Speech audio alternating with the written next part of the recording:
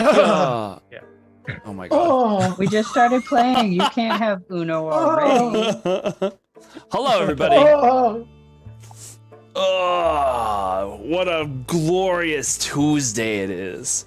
I think it's Tuesday. It's still Tuesday. Tuesday. Tuesday. It's such a great Tuesday. It's so good to see all of you. I don't know where that was going. Don't worry about it. Neither do I. Yeah. We are looking forward to fun and excitement today because I don't know, because it's Tuesday, I guess. Yeah. No. Had fun last night. Had fun last night with who doesn't have inspo and wants it. You know what, Dreamy? You're inspo. You can't. You're grounded. Aaron, you were supposed to do that. Oh, I know. You're grounded. It's fine. Not the food snack dancing. What's a food snack? Who's food snack dancing? Oh yeah. No, that's true. do. That's what we do in this house. Had fun with everybody last night during Starcrossed. Looking forward to the grand finale in 2 weeks. That's gonna be fun and exciting. 2 weeks. 2 week goes. Or something. I don't know. Slow 2 weeks only it gives me extreme Total Recall vibes. How long will you be on Mars? 2 weeks. Everyone Robot called that lady exoskeleton goes crazy. I haven't seen that movie in forever. All right. I don't think we have much in the way of like announcements otherwise for this week. Announcements. Don't forget if you haven't seen one shots. Eventually, I'm not sure when we're going to be doing them though. We do have the sequel to the Familiar Problem will be coming up here at the end of August. I'm just waiting to see when we are going to air it. So we'll see. We'll have more information on that soon. Also, if you haven't seen it yet, we have our. That's so weird. It's like it's not there, but it's there. We have our store. So if you haven't seen our stickers and all the other fun stuff that are on that store, you can check those out there. But I think other than that, that's all we got.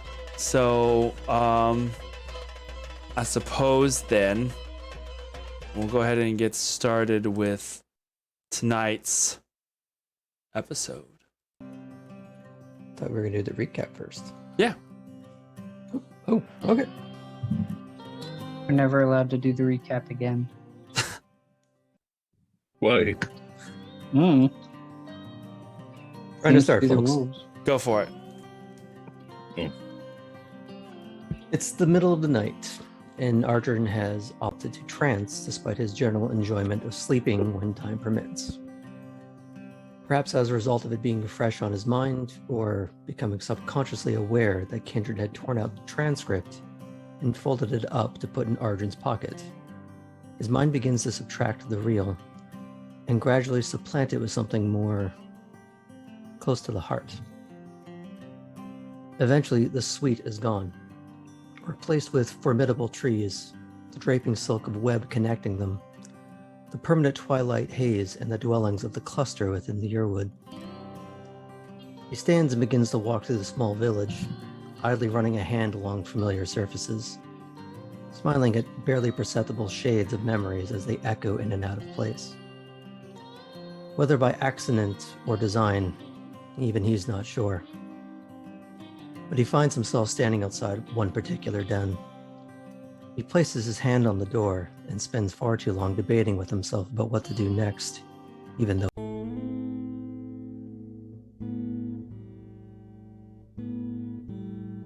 steps lead him down to the site of their last conversation.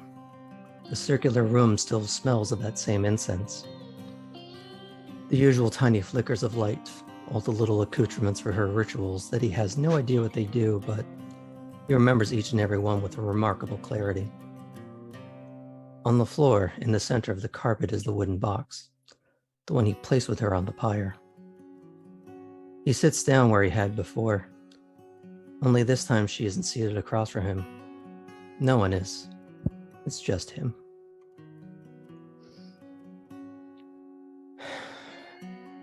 I've been afraid to come here. To this place.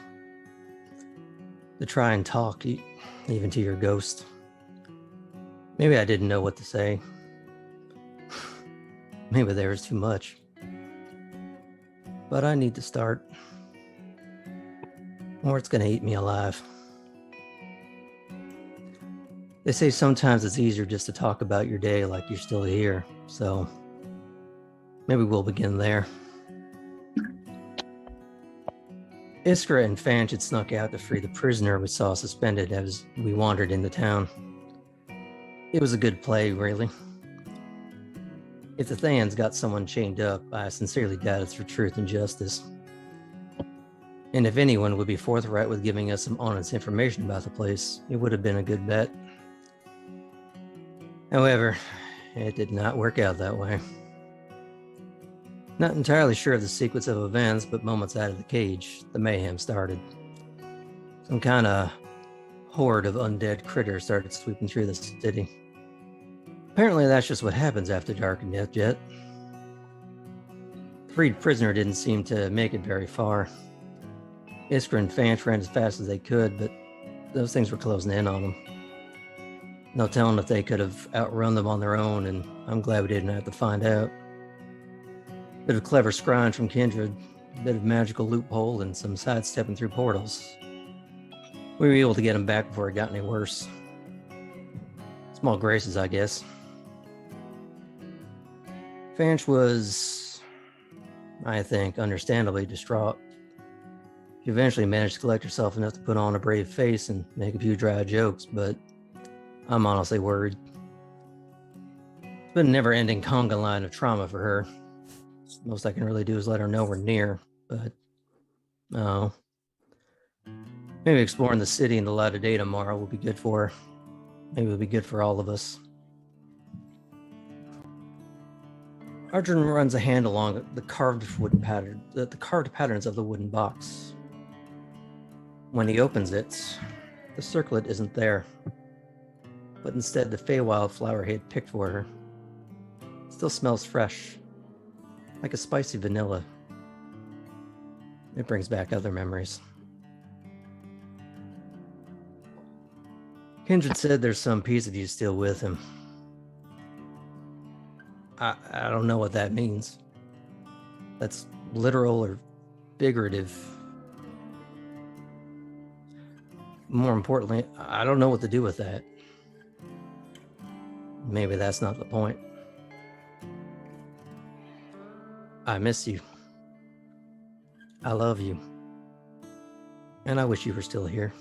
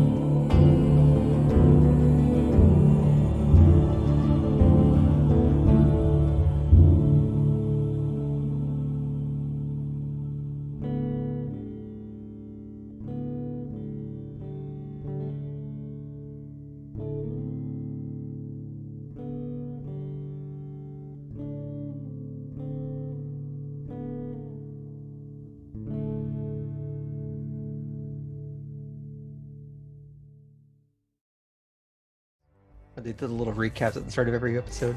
All right, that was not terribly heartbreaking at all. That was so good. So good. We're fine. We're fine. We don't have emotional drama in this game. What? No, just trauma. Emotional trauma. We don't Nope. deal with that. What's emotions? What are those? What even are somehow I emotions? actually believe that. What even are emotions? All right. You got me feeling emotion. Game of sad toast. Sad toads. It's a game of sad toads. It's just a bunch of really sad toads. And see, I mainly went to sad toast, like you burnt it. Oh yeah. Oh, sad toast Sad too. toast. Sad toads on sad toast. That's my next Emotional trauma in my D&D. Yep, Oh no my toad. goodness. You want to know what happens to a toad when you strike it with lightning? When you give it Angela toast. says they don't exist, That happens so to I'm gonna everyone stick else. to that. Okay. Oh my god. Oh my god. All right. So, last we left off, as the gang had survived the night, you guys had moved on into the harbor / shopping district, I guess you could say, of Nethjet, the city that you find yourselves in currently. There you go, Dreamy. I like that. Looking about, you had seen a couple of shops that you had desired to go into. Kind of sticking close enough to each other to keep an eye on one another so that nobody goes anywhere alone, but also not sticking together as a very visible group. You guys peruse the harbor, try and take a look-see to see what you can find, and see what information might be garnered. As you were here, I believe Fanch was over with Iskra. I'm gonna try to remember where everybody split off to. Sonder and Sol were gonna make their way over to the harbor section or the warehouse section, I The believe. warehouse section, yeah. Renan, what was the shop that you had intended on going to? The Caducetorium. The Caducetorium. Well, the Caducetorium was one of them, and Galil had been planning on going Maps. with me to Cloaks and Cloak and Daggers. Cloaked Yeah, daggers. Cloaked Daggers. Cloak daggers? But wasn't wait, Khalil going Cloak to and the Daggers- Navigator store first? Yeah. Well, Yeah. for all that. Yeah. Yeah. So the I think general Galil goods. and I are just gonna stick together for. Okay. Cloaks Then and now- daggers. Ardrin and Kindred, was there a goal that you guys were going any one particular direction? Well, first I'd like to go into Mara's toys and things. Marlo's toys and trinkets. Yes. Okay. All right. Let's see here. Marlo's Toys and Trinkets. Yes, Marlo's toys and trinkets. Marlo's toys and trinkets. All I recall One more time, was guys. the Caducetorium. Marlo's Toys and Trinkets. Doctor. Tonight's sponsor. Tonight's sponsor. All right. That name again is Mr. Plow. Oh my god. Okay. So, who wants to go first? Let's see. We know we had ended with Iskra and Fanch being come upon by her estranged person, or the person that she had known here, a Yes. Zoral Cariel. This tall, slender woman dressed in a very beautiful dress, dazzling green eyes, hair well manicured and kept. Doesn't look at all like she belongs in the.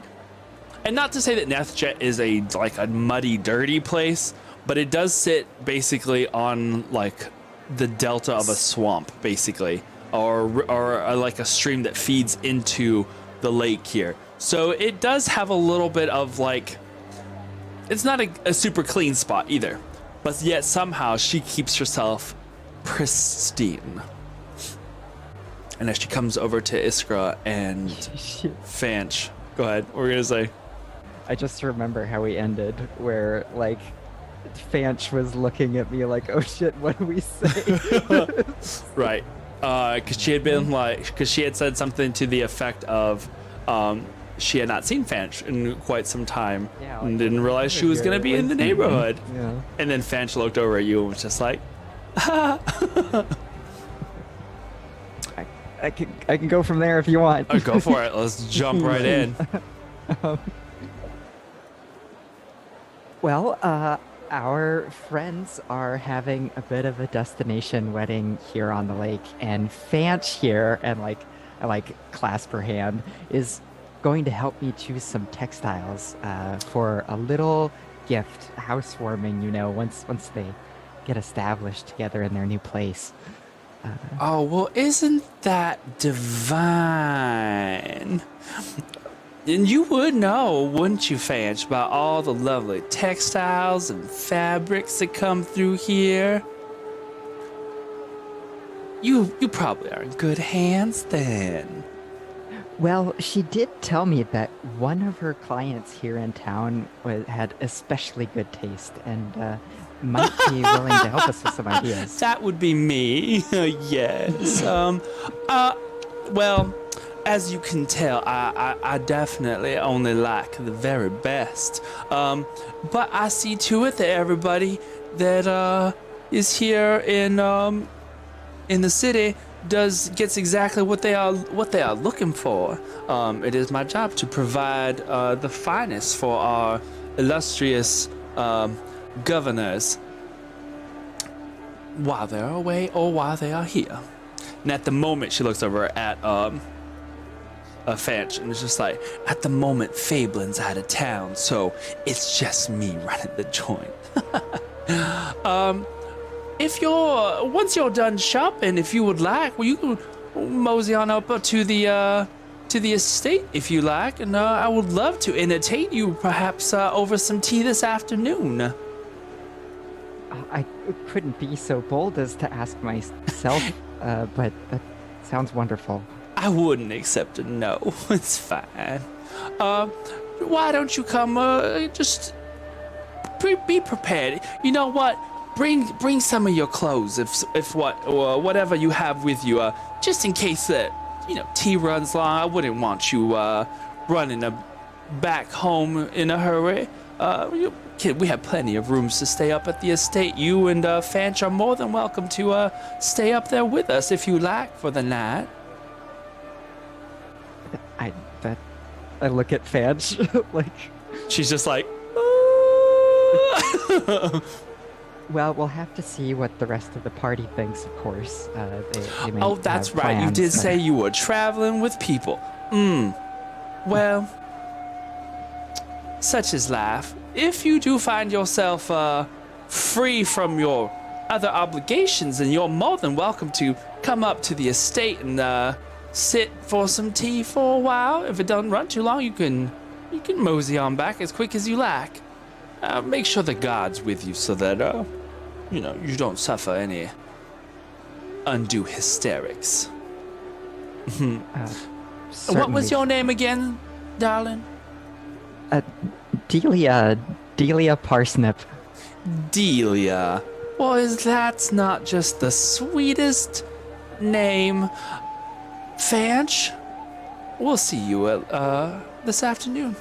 She goes by and does a little slight bow over her shoulder that continues past, and several of the guard go along with her. One of them just kind of walks past the both of you, and Fanch is like, I'm sorry, I don't know what happened. I had forgotten how intimidating she can be. That took me She for is a lot. Oh, yeah. Now I'm starting to remember now why why he took care of things, and I just stayed quiet because she gives me she gives me the willies. So, do you think? I mean, she said she's in charge of the place right now. Yeah, I don't know what that's about. I mean, I guess I kind of knew she was important to to the wizard in charge here, but I didn't think they'd just like, oh, here's the key to the city or whatever, you know. Either way, maybe she is a decent lead, you know? I mean, if you think that we can swing getting up to, she points up the hill to where you can see the estate kind of sits on this, like, for all intents and purposes, it's like an oversized boulder that just sits to the east of the city. There along the, it just looks like it just was placed here or risen from the ground. There's no naturalness to it except for the, like, curving embankment that is used to like make its way to the top section of it, as otherwise it's just like this weirdly steep cut off cliff that just looks like it was basically risen from the ground and placed there to be overlooking the rest of the city. Would I have been able to catch that with my observe it and read that whole conversation on the way to whatever store? I don't know because if you're going to Marla's, they were not close by. Okay, I didn't figure maybe in passing or on the way I like caught someone stop Fanch. Let me make sure that. Where's my paper with the? I have the map. The map. Anyway, yeah. As far as I know, I guess they're kind of close to each other, but not close enough to where I don't think you would have probably have seen that. And even if you did, you may have only caught part of it. Even with the observant feat, you may have caught some of it. Why not? Why not? Okay. I scored some pretty good information when I rifled through the desks in the Hammer back in Amrutlar. So, you know, another opportunity to do that. Who knows? I could probably get away with bringing a +1. You not bringing your husband is gonna be, you know. Yeah, that's kind of what I'm afraid of. Is like any of those kind of questions. But I guess, you know, maybe a version of the truth could be all right, you know? That's probably I'm the best probably way to go. taking over the family business, and I'm trying to reach out to the old contacts, perhaps, or something. He died of, I don't know, what, malaria or something? Is that a thing that people die of? I think I just made that word up. I don't even think it's a thing here. Maybe bitten by a snake. Something about the Oregon Trail. I don't know. I'm just kind of spitballing, throwing things out there. Are you okay? I Dysentery. put my hand on her I know. forehead. I feel really warm. Places, but Interdimensional fever. Interdimensional fever, yeah. Yeah, I'm sure we can come up with something, you know. Yeah. Well, yeah. We'll figure it out. We got time. It's fine. Definitely tell the others about this, though. Yeah, for sure. We've got a new tea date. I update everybody, and as to not waste time saying exactly what has just been said, you all now, if you have a spy's murmur, know what just occurred and what we're planning on doing, and you now may all Proceed accordingly. Who's going with us? Iskar, you always get invited to the most interesting social engagements when you're undercover. Tell me about it. All right. So why not, like you said, part of the truth? Have one of us go with as ourselves, obviously different name, but just say we helped buy out the business from your deceased husband. Oh, like financiers, extra partners? Yeah. Okay. That way we don't have to use magic to conceal ourselves, and we just got to come up with a name. Perfect. If you want someone who can get in and out of a situation without being magically detected, that would be me. But also, you're very noticeable with your wings.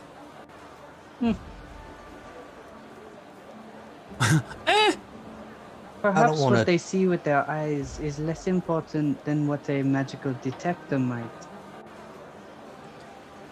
I want to toot my own horn. I can save that for later, honey. I do speak high society, if that matters. She was definitely high society. That could come in handy. And you are charming. Of Later, the honey. level It's to okay judge. it's okay to toot your own horns. I do that with my flute. I have So Thay is going to literally no hopefully words. kill us, I right? have So Thay is going to literally. Wrong stream. Ah. Okay. Alrighty. Aaron facepalm 1. Are you gonna keep count, Dreamy? I have a feeling there's gonna be facepalms aplenty today. All right, so we will move on then to our next group as those deliberate. Kindred and Ardrin, you guys are going over to Marlis. Okay. One quick thing, can you refresh memory? What was the caducetorium? Efrix's Caducetorium. They sell odds and like ends, odds and ends, miscellaneous home remedies and things like that of that nature. Yeah, Kind of like a the staff of Walgreens. Caduceus Yeah. definitely would have Exactly. medical implications. Mm-hmm.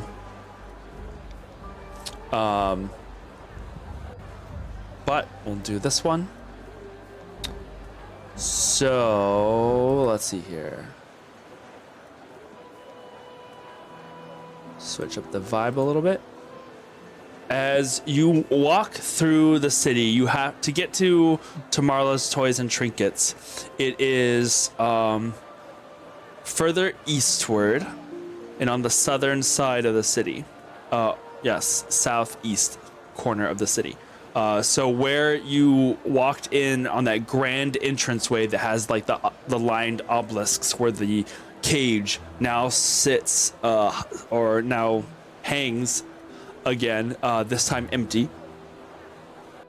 You guys pass through there and then head eastward through some buildings.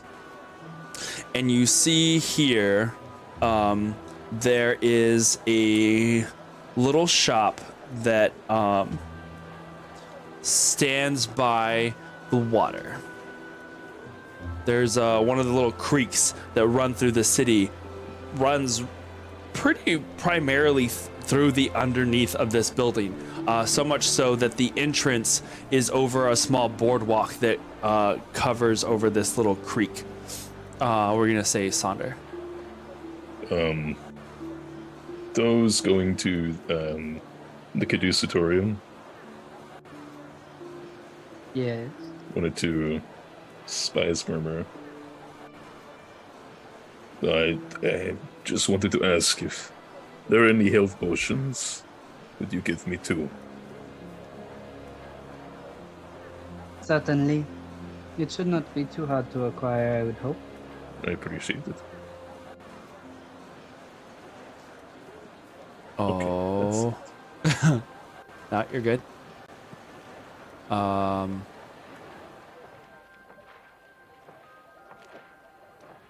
Couple people close by, but you see here the oh, I had this already up and I closed it. No! There it is.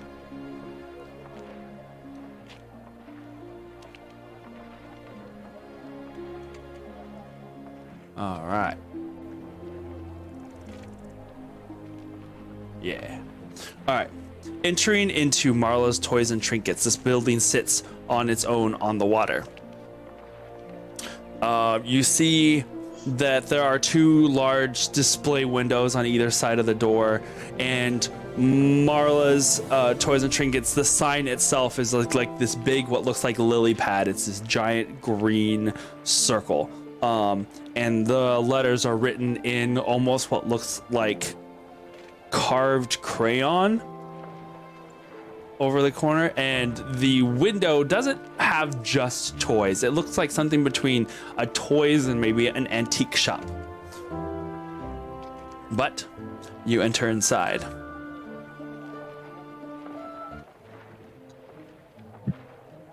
Are we greeted by anyone already? Ding, ding, ding, ding.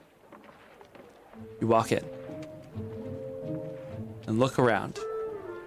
There are several If shelves. anybody happens to find a ruby while you are out, please let me know. There are several shelves that have plenty of toys and gizmos on it. Giant stuffed animals sit on one wall.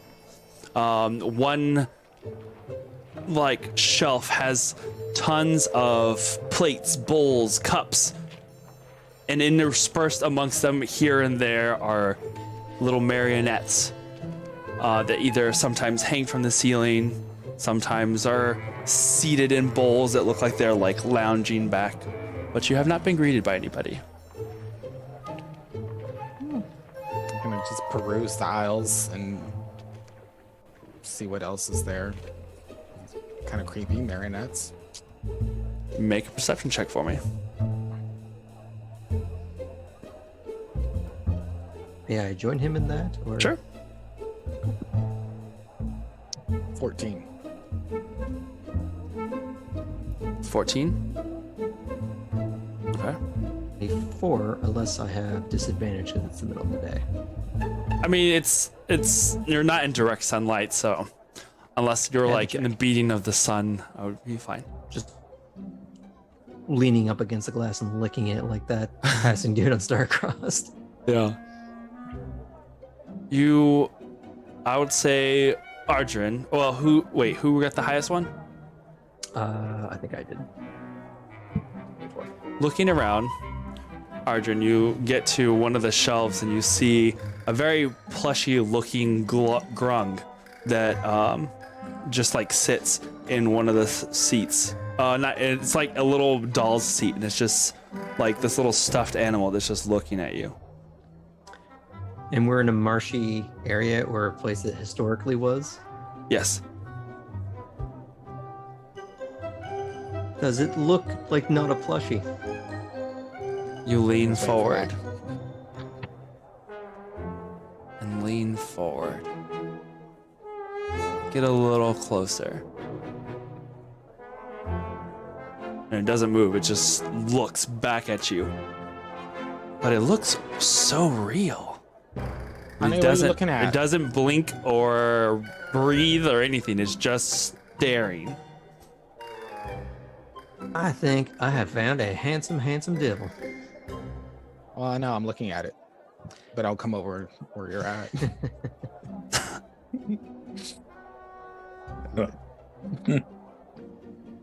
What is? And then you see it, Kindred, and you look like you've seen several dolls and various creatures all over this store. This is probably the most lifelike doll you've ever seen, but it's not moving. And you look at it, and it's not breathing, but it just is staring dead forward. The craftsmanship on this is amazing. I'm gonna slap it. Like I full on slap the shit out of it. It like took in the biggest breath as if it had been holding its breath and just and then as it and I cough, you poof, smack it. And it like flies across the room, hitting and crashing into like a couple of tins, canisters, and a bunch of bowling pins that just crash to the ground, making the loudest noise. I'm so sorry. I'm so sorry. You scared me. And I'll go like to find it, help it. I don't know. You just see the look on your faces. Oh, that hurts really bad. Oh God. I'm so sorry. And as he like does like this, his lower jaw just like moves back and forth around before he like readjusts it. Ugh. You just normally go smacking things whenever they're like trying to breathe. But when they scare the shit out of me like that, What? You slap them? reaction. Humans. After last night, the noises. It just Arjun, what were you gonna say? I have to apologize. He ain't housebroken. I feel like I'm broken. It's fine. Speaking Marla, of which- there's someone in the store. Speaking of which, does Kindred have to roll con saves? No. Because he touched the grung. He touched on the poison grung. Oh, Well, What is this thing? What are y'all saying? it It's is? basically a bipedal frog. Like it's walking upright. Yeah. So think of it It's just like a Leonin and a Minotaur. It just happens to be a Soul. frog. they're less than 3 feet tall. yeah. pretty Okay. much that gif. Sure. Why not? Roll a Constitution saving throw. 21. Okay, you're fine.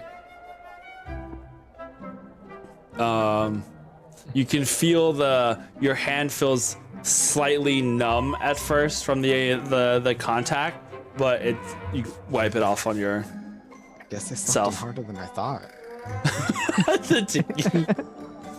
But does he have like? I'm gonna have to ask this the only way I know how. Is his hand sticky? No, I mean it just has like a little bit of damp slime to it. Mm. It's not terribly sticky. More than usual. Uh-huh. Oh God, Marla, where are you? And then like he leaps up onto the counter and then leaps back behind the counter. You hear like whispering voices in the background, and that's when you notice this little green grung that had jumped back there. Your eye catches over to the side on the countertop, and another grung is just sitting there like looking identical to the one that just left, but they're just looking at you. You Hi. have a lovely establishment. Thanks. It's my sister's. Welcome to Marla's! This voice like shreds your eardrums from the back. And up onto the desk jumps another identical looking grung. This one wearing a very obviously fake mushroom on her head, a large red mushroom cap. This looks very much felt and looks like it's probably handmade. As you can see the blue stitching on the little white circles that are all over it.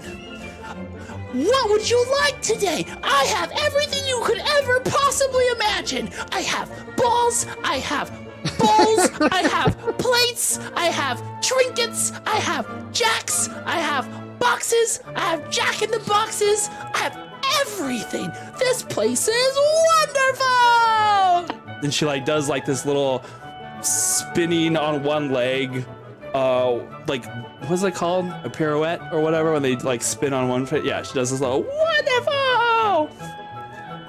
Hope this cutscene happens every time a person walks into the store. Sorry about earlier. I heard there was a little incident with Maka. I heard is your hand okay? Yeah, it's fine. It just startled me. Guess I'm like Yeah. looking around for more than like where. Maka's a bit of an idiot, but that's okay. We love him anyway. I'm Marla. I know the That's feeling. Put an Muzz. arm across Maka's Kindred's shoulders. back there somewhere. I don't know. What brings you into the toy shop today? I'm speechless for a moment. Now, honey, don't be shy. Tell the nice proprietress what she can help you with.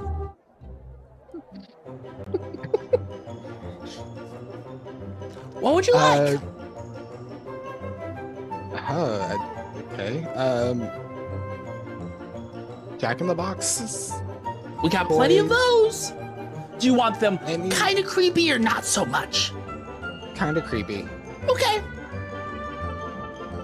So you want me to And put any one with your other face on it? things- Actually, if you can do that, yes. I can't, but at this time it was funny. Anything that makes loud noises, startle people, scare them. Macca, you want a job? No! Sorry, we're fresh out. Okay. Just look back at Arjun. I don't think I've seen you around town before. You look We're like visiting. out-of-towners. Mm-hmm. Yeah? Out-of-towners? Yep. How are you liking NethJet? Pretty great place, huh? And that life leaves something to be desired. Well, yeah, but, you know, could be worse. True. So, I gotta ask, what is the craziest, most ridiculous thing you got on offer here? Something you were exceptionally proud of. Oof, I was gonna say Macca, and then you said the proud part, and then not so much. I like your style. She like looks around. If you'd like take a look around, there's pretty much we just collect a bunch of stuff. Like to be completely honest, like nobody really pays attention to a bunch of us grung. You know what I mean? Like we kind of blend in with the surroundings. So if nobody wants it, we kind of just buy it and see if we can sell it. We're more of a curiosity stop. You know what I mean? Like, sailors come in, they're wanting to find something for one of their 5 families back home somewhere along the way, and they're just like, oh, we're gonna get something for Timmy, Jimmy, Dimmy, or whatever their names are. You know how humans are. So they'll come in here and they'll just buy all sorts of little things, and so that's why we try and provide them with amazing gifts to take back home. I'm not gonna have a voice by the end of tonight. Funny you mentioned that because that's exactly what I had in mind, and I will. Are they like on a counter, or if I like minor illusion something on the floor, they can see it?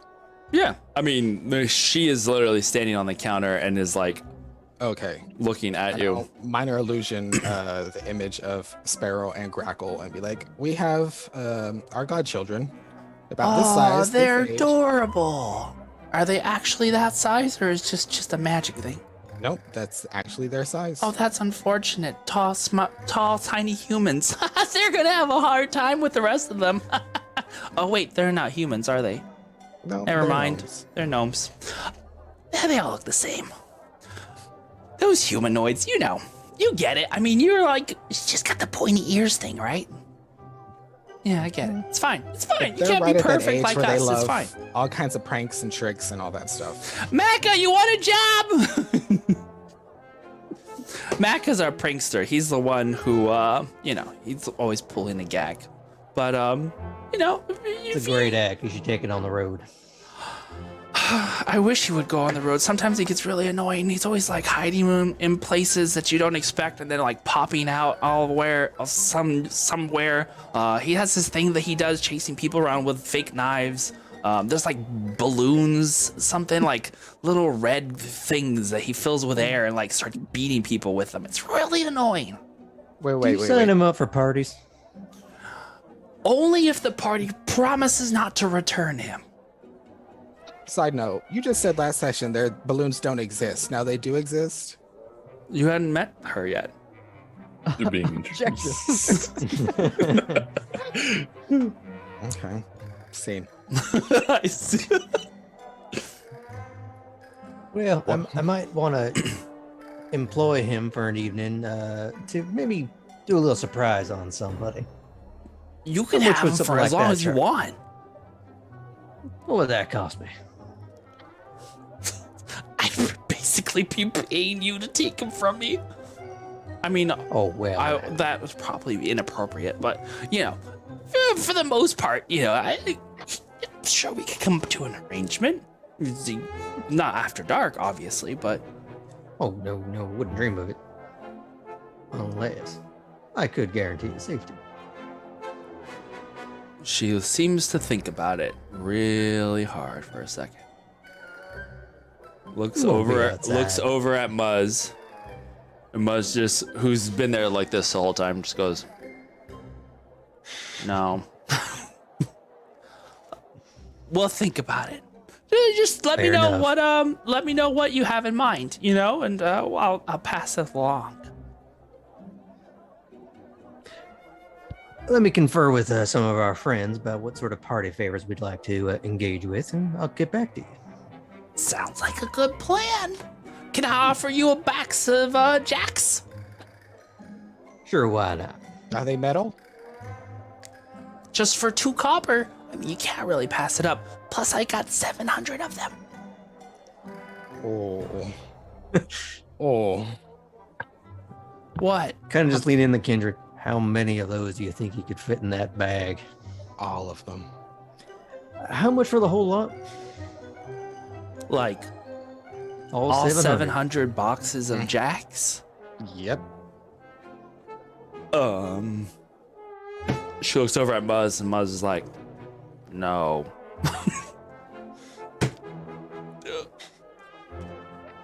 $5 gold, maybe? I already put down 5 gold. Wow. You said no? 5 gold. Yeah, 5 gold. I'm going to put down a 6th and add, just in case we'd like to keep Maca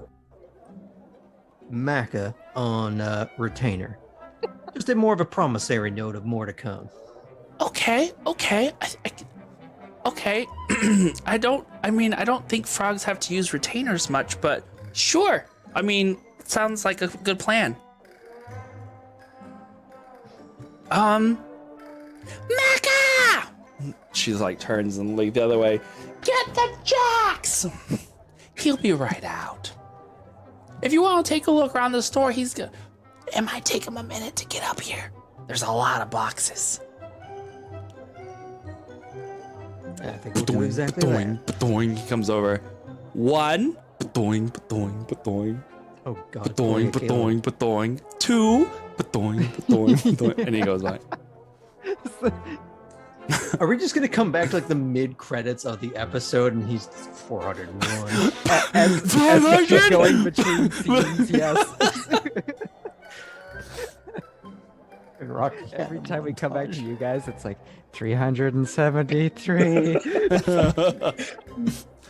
think it would have been easier for you to just go down with the bag, but it's too far now.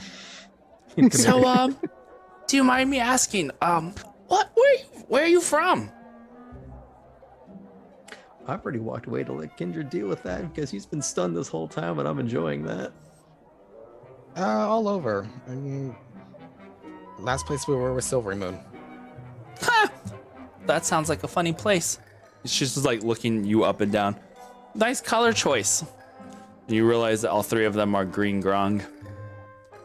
Mm-mm. Looking at you. Yeah. It's my favorite. How long are you gonna be in Nestjet? We figured a couple days at most, and then just kind of play it by ear. Well, good luck. Mm-hmm. It's And I'll not, start. it's not normally the nicest place to come visit, but you know, it's fine. Yeah, we got into town yesterday evening, Ooh, and we saw the. good timing. Yeah, just in time for all the fun. Yeah, we heard. Yeah, just make sure that, you know, you don't piss anybody off. You should be fine. I mean, you know, aside from the occasional, like, ruffians, it's not like any of the citizens ever have to deal with it. I mean, everybody follows the rules, so, you know. Anybody who doesn't follow the rules gets reported. Those who get reported, we never have to deal with them again. So I think it's a win-win. Good to know. Is he on like 10, Yeah. 11? Nope, still 2. I could go down and help him. That way he doesn't. Oh, we don't allow customers in the back. Oh, okay. Plus, it's probably the most exercise he's gonna get today. So, you know, I'll count this as like his one good deed for the next month. It's pretty useless. That's why I'm trying to get rid of them. I mean, there's more than just us three, you know. I mean, I have more siblings.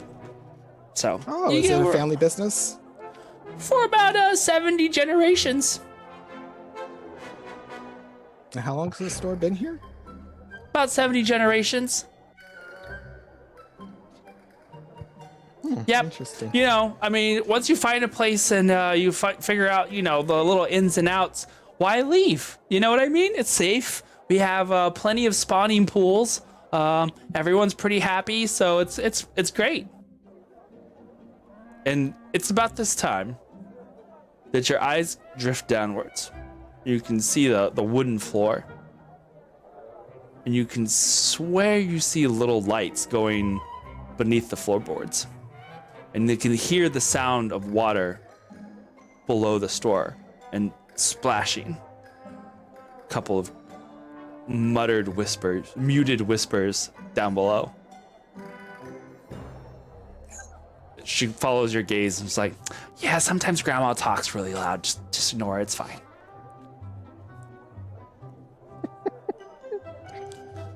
This was the best place to bring Kindred of all people to. He's just so flustered. Yeah, like,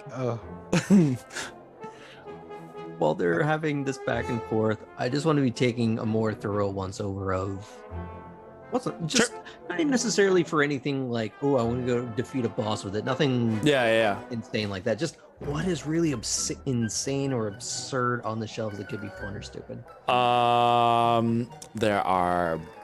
There is a box of fireworks.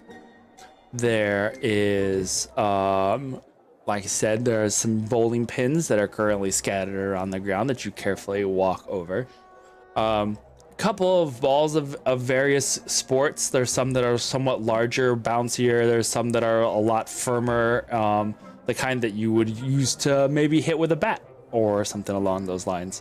There are various kites and wind toys, spinning little doodads. There's a whole chest filled with gears, both wooden and like looks like metal of some sort.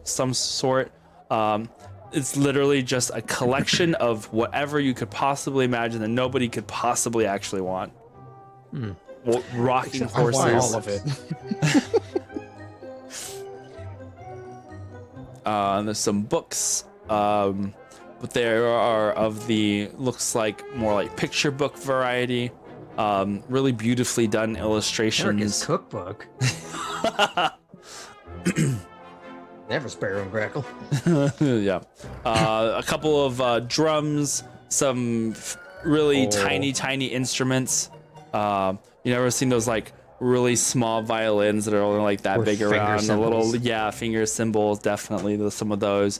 A whole basket filled with some sort of reed instruments of various shapes and sizes. Plenty of recorders to make all of the musical notes that you could possibly not want to hear.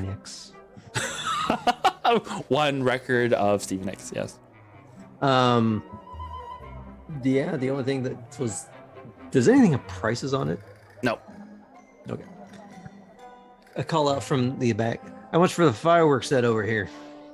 Oh, I don't even know if those actually work. We've had them for like, I don't know, a week. 5 silver. Fireworks for more than a work and they not going off? Hard to say. I mean, they were sitting out in the harbor. Nobody had claimed them, so you know. Oh well, I'd be happy to take them off your hands and clear off your shelf a little bit.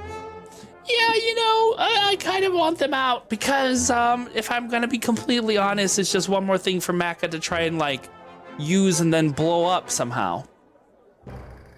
Oh, I guess we're mutually doing a favor then. Yeah, pretty much. So how about 4 silver, just in case they don't work? Curiosity, Aaron, is that in a ridiculous price? Does that idea trigger I'm being fleeced? No, I don't think you've ever bought fireworks before. I don't think I've ever sold fireworks before, so I don't think so. Okay. I will... Not for a small bring the milk fireworks. crate size thing filled with like rockets of various sizes. Oh, yeah, bringing that over to Kindred for his checkout bag. And how big is this chest of gears? About like 2 feet across at like the longest and like a foot and a half like deep. Okay.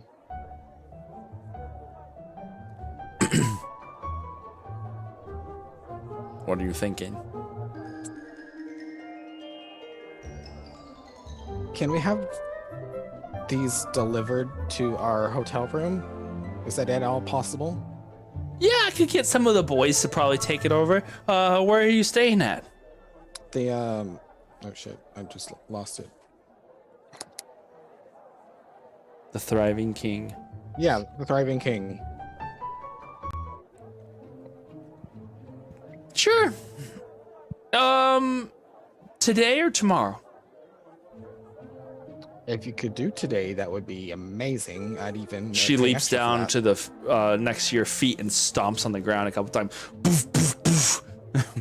We have orders! Get your asses up here! She leans up and smiles, jumps back up on the counter. And a kite and 1 recorder. Okay. Sounds great. How much for all of that? She looks over at Muzz. Muzz is like, I really hope that the twist here is that these grungs snuck into someone else's store and are just handing shit out.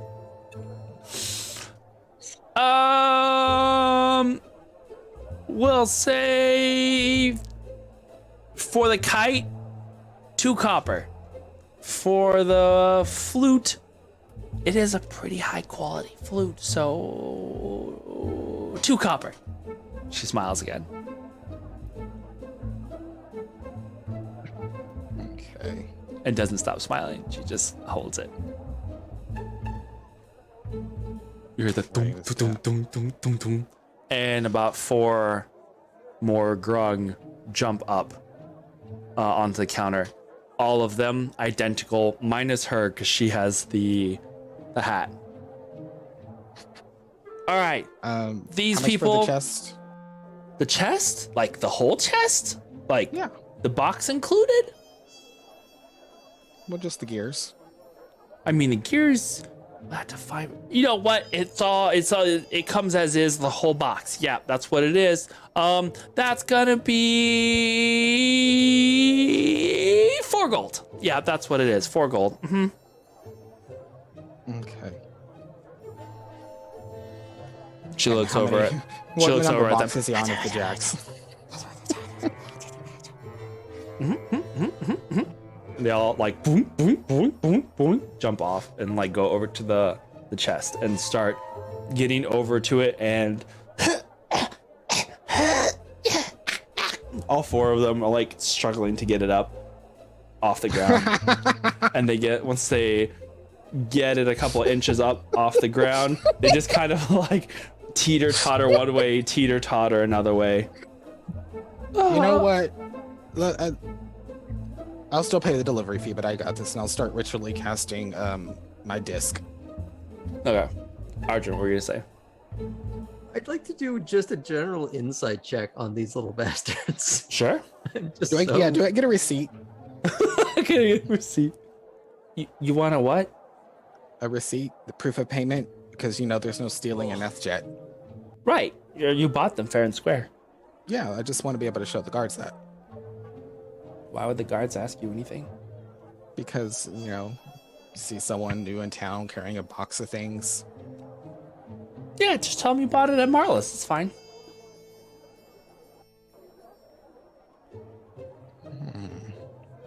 What? Do I have a fly So on you my don't do face? I mean, if you want a receipt, I can do that. Yeah, sure. Please. Minkles, will you get a pad? And the other frog like runs off. Muzz is just there going. No. She gets the pad brought to her. Yes, pen to paper.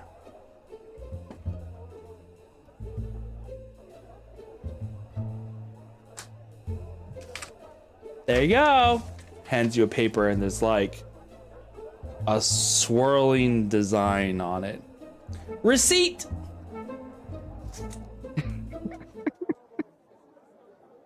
Okay. Can I go ahead and just write out myself like what I bought? Just can you just the other put that flip side of swirling it. mark? Mm-hmm. Just make that swirl right on this line.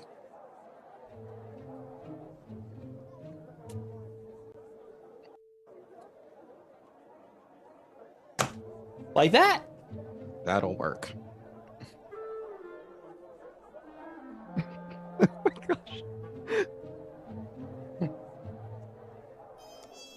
Anything else that you would like to do here? We've taken up so much screen time with this. All right.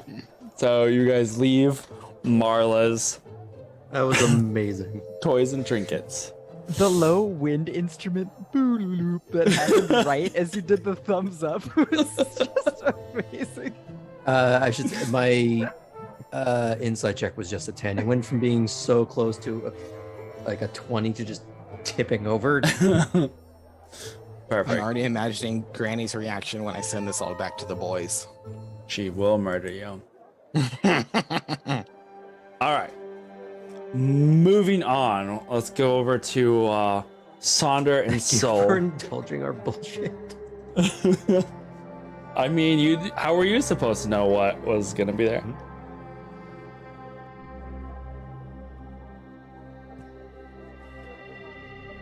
All right. Sonder and Soul, Part of town. you've entered the warehouse district. Ooh.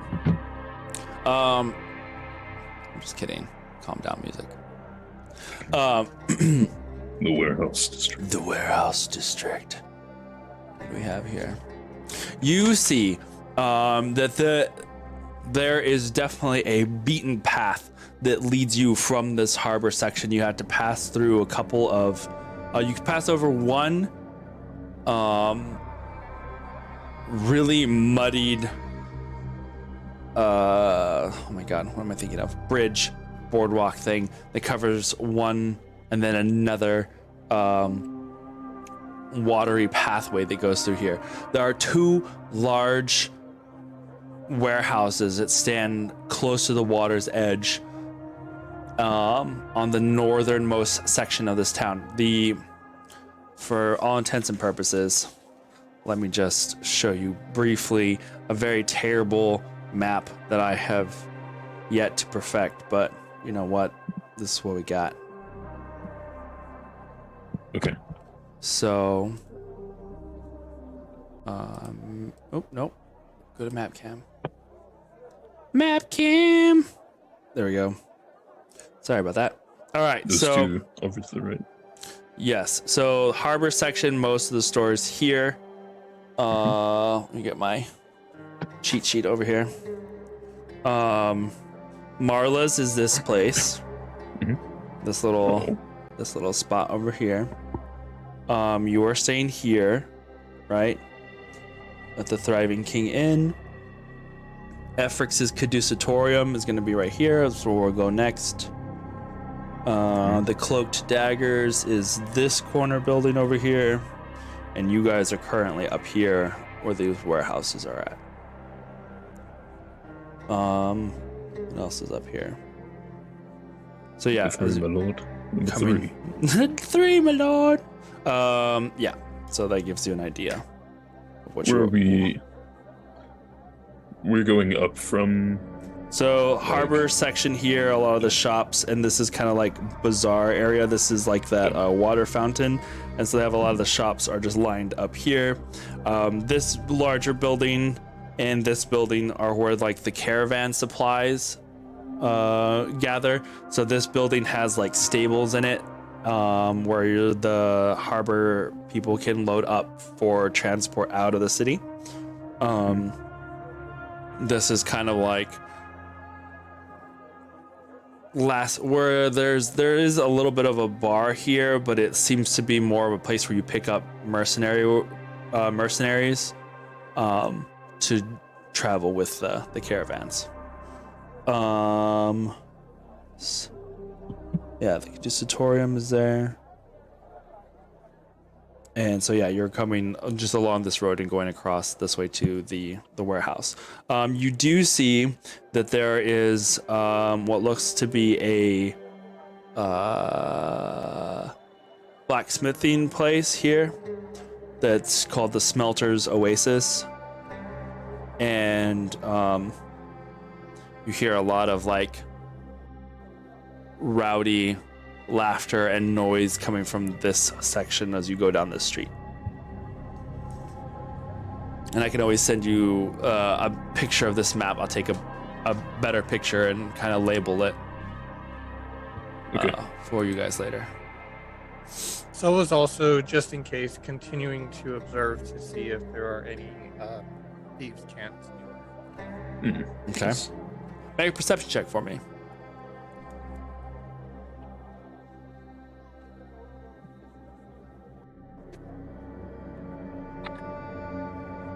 Oh, no. I got a 1 die. No. Oh man, that's alright. So it's a 6 total. Alrighty. So, Sonder, what are you? I'm really trying to just get closer to the outskirts of the warehouse and see if there's any windows or any way to get in or try to sure. sneak around. Yeah. Wow, Iskra. Wow. As you are walking through this area and along the edges of these warehouses, you see that one of them is heavily guarded. There are 2 guards posted at each of the corners, and they eye you a little as you walk by. Don't say anything, they don't engage, they just kind of watch you looking up at the place. The front doors are these 2 large, like barn-style doors that sit in the front. Both of them, the one, and this would be the one closest to the harbor, is the one that has the most guard. The one that's furthest from the harbor, that sits closer to that edge of the city. You can see that there is like a guard standing by the door, but it doesn't seem to be as heavily guarded as this main building. There aren't so much windows as there is like space for ventilation near the top. Since most of these buildings are like basically boxes, they don't really have any sloping rooftops to them. They are basically like large, just square-ish structures. Up at the top, there is probably a long rectangular slit that's about like 1.5 feet tall, and that goes across for maybe 7 to 8 feet before stopping, and then a couple of feet beyond that it does repeating the same. So it's kind of like those long, just like a rectangular window, if you could call it that. There's no glass like to it. thin, It's long just rectangular it's window. just an open spot that allows the air to flow in and out of it. Okay.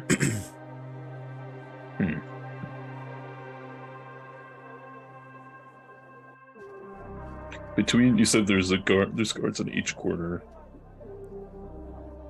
2 guards on Posted. each corner. And they're posted to like look away from each other towards Yeah, the well, one corners. is like, one faces one direction, one faces the other. They're just kind of watching the walls and watching the area. They're kind of almost, what's it called, catty corner to each other.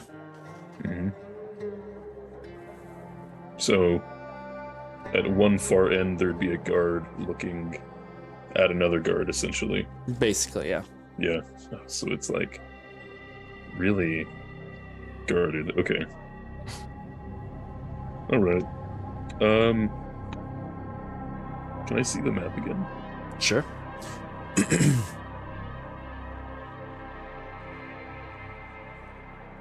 And then in between the 2, So there's like, basically you'd be seeing one facing that way, one facing that way, but they're standing like right in there in the corner, right? Can Then what put about that map alleyway cam on kinda area? everyone's Yeah. screen again? oh, it's my favorite part. So you have one, then you have one facing that way, one facing that way, one facing that way, one facing that way. And how far the longer portions of the square or of the rectangles, what's the distance there?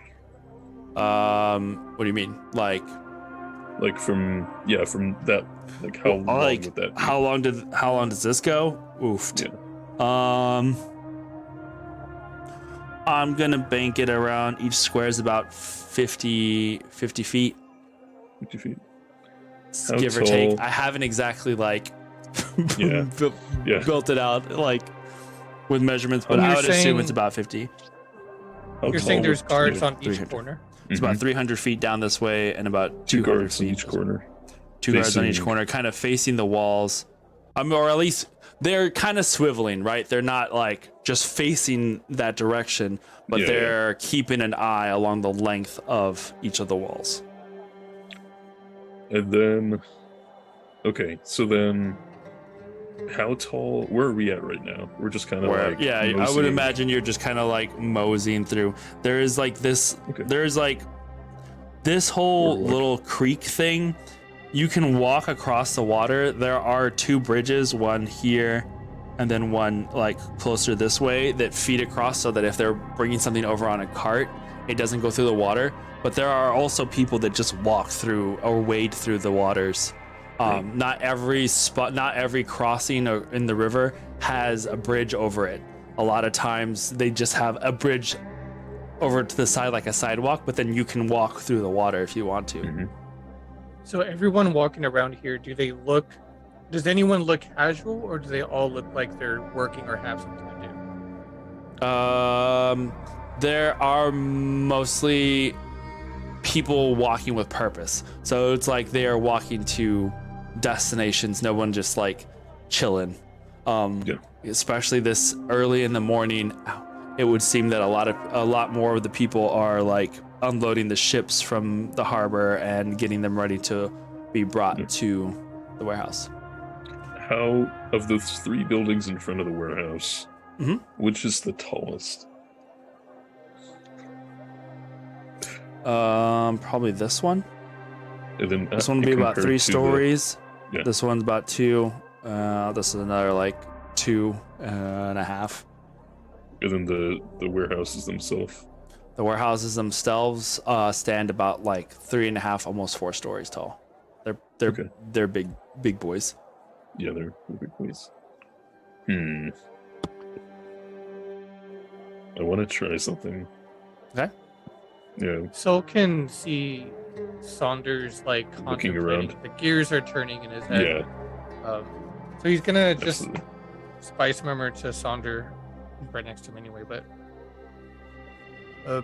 Saunder, what are you thinking? I want to see about getting on the top, but maybe seeing if there's guards up there too. Come around the building with me. Okay. And I'll go around building 2 in front of the warehouses, but not, and go around to where like 3 is at, Mm-hmm. and back around to 1 if we can. Okay. And then once we get back to that first building, the taller one, if I can get up there, Hold I on. might be able to jump across. I could just. We may just need the distraction, and you are good at that. Well, you know, I could just fly you up there. Well, I want to do this stealthily.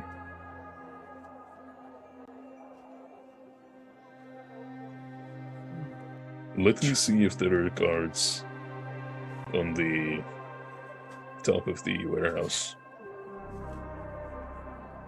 All right. So, you are. Where's my pencil? Okay. So you are wanting to go where? That first building that's next to 3, to the left of 3. This one?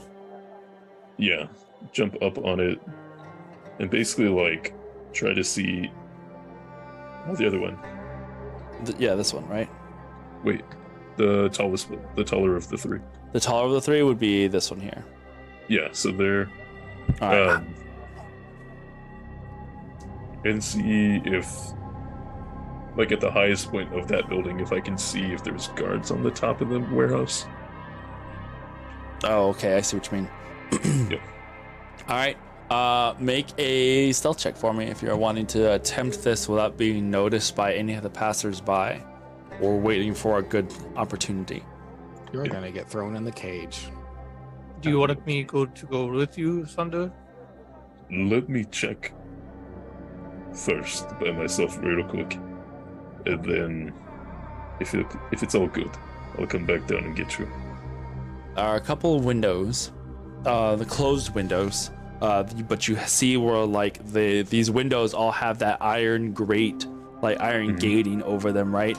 So you look to the left, look to the right, and there's a brief moment as you guys are like talking, and you kind of do that little like kick the dirt at your feet kind of thing as you wait for the last people to disappear around the corner. And currently you are out of sight of any guards.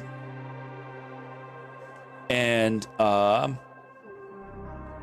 you look back and forth and leap up the wall, grab onto that first railing. Use that, leap up again to the next one, and then leap up again, reaching the lip of the roof. The roofs here, though, have these jagged, sharp edges. All of the roofs here do. They have these like protrusions that stick out. It's almost like a picket fence was set at an angle like this out from the rooftop. Okay. So you reach up and grab onto these two things, because they're not like picket fences. They are made of mortar, but they go outwards. And the moment your hand touches it, you feel that it is sharp, and you swing back down, holding onto the window for a second, as you realize that the edges almost have like sandpaper abrasion, and it like the edge itself has tiny shards of something glass-like that kind of left. It's almost like sharp. What is this? Fiberglass. Yeah, it's almost like leaves like a stingy feeling in your fingers. How would you like to? I mean, there are probably other ways to do it, but just giving you like that first idea of like these are built to kind of like keep things from climbing up. I'm going to 15 feet across from where I'm at, create like a flat, watery disc. Okay. And then I'd like to run the side length of the wall. Okay. You know, Miss Marvel this shit. Yeah, jump across and then jump up if I can. Love it. Make a let's see. Do a athletics check for me. Athletics or acrobatics? Sure. What should you choose? 31. All right. You easily use your momentum, swing this way, swing out, and as you do so, fling the water out, creating this momentary frozen path as it like clings up to the edges of the wall, creating like this little slip and slide that goes up. You use that to leap off as the water shatters beneath your feet. You use that to like leap up over the edge, doing a very like slow motion as it like the spikes pass you by and you roll over to the top of the roof onto your side. Up on this top section, you see that there is a setup kind of similar to the one that you have on a Tet, where it has like this big carpet on the top. There's a couple of covered lidded pots that hang close by, a couple of planters here and there. This definitely looks like a little patio that's on top of the roof. But you peek up over the edge and look across the way as best as you can, Although the warehouse still is a little taller than you. And you wait and see. And you see no guards patrolling. From this angle, it all looks clear. So, What do you see? getting up here was a slight challenge. There's like this glass kind of material that's mortared on the tops of the roofs, the edges. I don't see any guards on the top of the warehouse though. Is that same thing happening with the warehouse? That like jagged edges all around? Yep. What does it look like on the top of that building? This is nice. It kind of reminds me of home, actually. Really? Yeah, remember the, where I go to meditate? The tower. Okay. So the guards are guarding that place? No, they're guarding just below the warehouse. I don't see any guards on top of the warehouse. That's what I meant. What does the roof look I like on think that? somebody lives here, so I'm gonna not stay here too long. On the warehouse? On the building I am at. Okay, Like a the patio. warehouse, what does it look like up there on the roof? It looks blank, aside from the same jagged edges. And of the so roof. you look around, you see that all the buildings have these jagged edges, like everyone that you've passed by. You're like, yeah, they all have them. It's like being stung by nettle. But the roof itself doesn't hurt. The roof is okay, yes. Okay. Are you able to fly without being a quetzalcoatlist? Yeah, of course. I can Something- be normal sized bird. Okay. Meet me up. Or turn into a bird.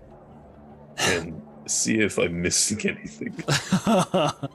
Good call. Good call. How much of a distance is there between the building where Sonder is in the roof and then the roof of the warehouse? About 50 feet. Okay. Because about one square, so about 50 feet across from that building to the next one.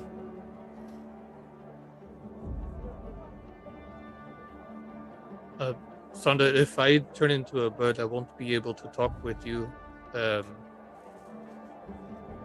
How are you going to? Well, what should we do first? Just turning you into a bird. Drain your energy. I am able to do it about 2 times before I get too tired to do it again, but each time I can stay in that form for a couple of hours. Okay. Then. I don't know if you remember these guys, Adam and Kindred, but we can use them as markers to see where everybody's at. Yeah. That's cool. That's like risk. Nifty. Yeah. That way everybody kind of has a so Sonder and I guess let me do this. Sonder and We're the blue boys. these blue color boys. coordination. Yeah. Green I guess should be Kindred and Ardren. Mhm. Purple will be Fanch and Yes. Iskra, and then Renan and Galil can be this one. All right. What are you doing?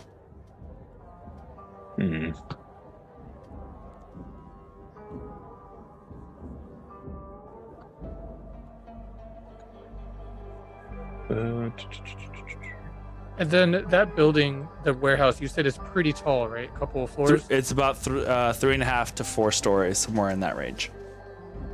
Okay.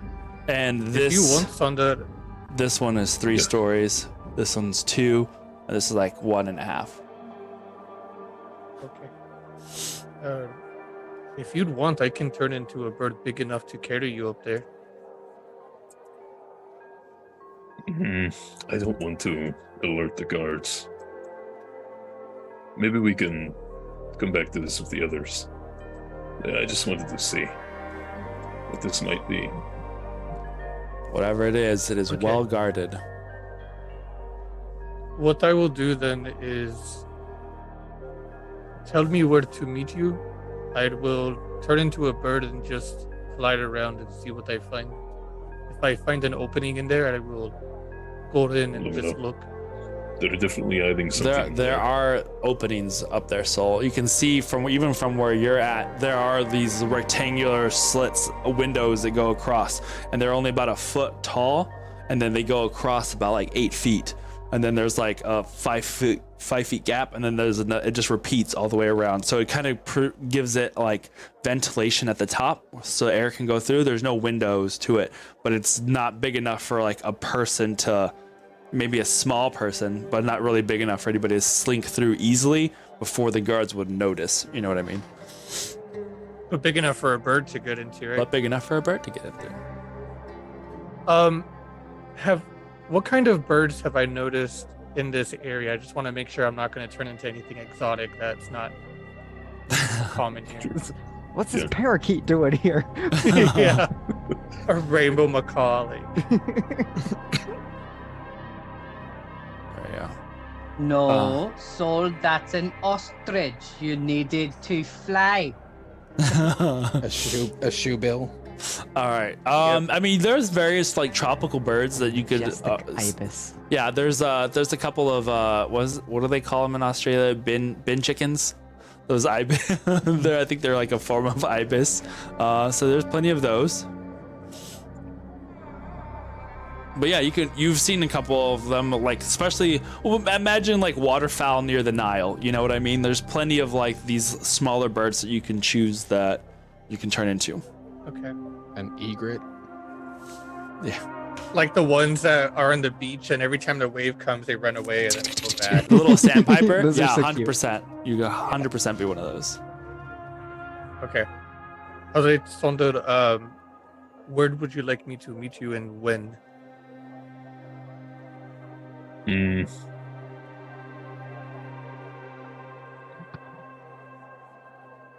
trying to see if I could jump across this thing. But Oh. Even if he was to try to jump across, is it like level, roof to roof, or is it still higher on the warehouse? It is no, it's not level. It would have to be jump higher. so I can, with a running start of 10 feet, my long jump is 26 feet. But if I do step of the wind, then I can do. Wait, no, that is step of the wind. Yeah, no, that's as much as I can do. Then I can't jump across this. That's Yeah. okay. Yeah, that's alright. Alrighty. So, Soul, you gonna turn into a bird? Yeah, but first I just want to know where to meet Sonder. I'm gonna head back down. But let me know if you see anything up there. And if you can get in that slit, maybe see what's inside. Do that. Okay. I will tell you what I see once I am back to me and not the bird. Okay. All right. I'll jump down. Stealthily if I can. Sure. You look over the edge and you see Soul is like, there's a couple of people that as you were talking and like looking over at the warehouse, there's a couple of people that like walked by you all of a sudden and kind of startled you from your, they're just looking up at you and just kind of keep walking. As Naturally stealth check. Nice. You wait till those people pass, looking both ways once again, and you leap over the edge, and using your monk-like abilities, monk-like because you are one. You hit the ground, do a little tuck and roll, and you're back on your feet.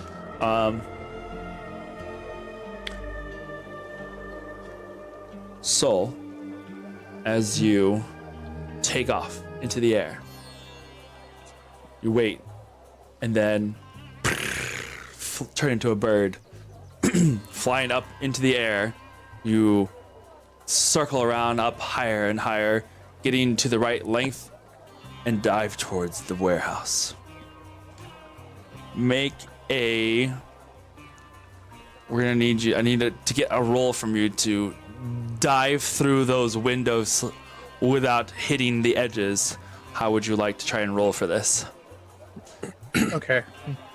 I don't really have a stat for just normal bird. Just use like eagle. Okay. Like not the giant one, just a regular one. Right. Yeah, there's a CR rating 0 eagle. Yeah, go for it. Well, Okay. that's fine for now. I'll roll for Dex. All right.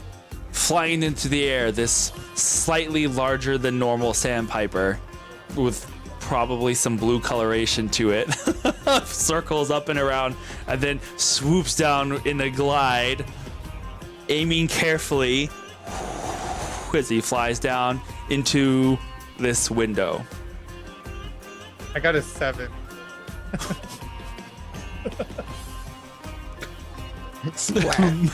No. I mean, Maybe clips it a little bit. Well, your DC was a 10, so not a complete failure, but not a smooth entry. You see the target going in, your focus, hyper focus, the wind rushing past your feathers, your wings outstretched, and then you pull them in tight, trying to make yourself as thin and as small as possible.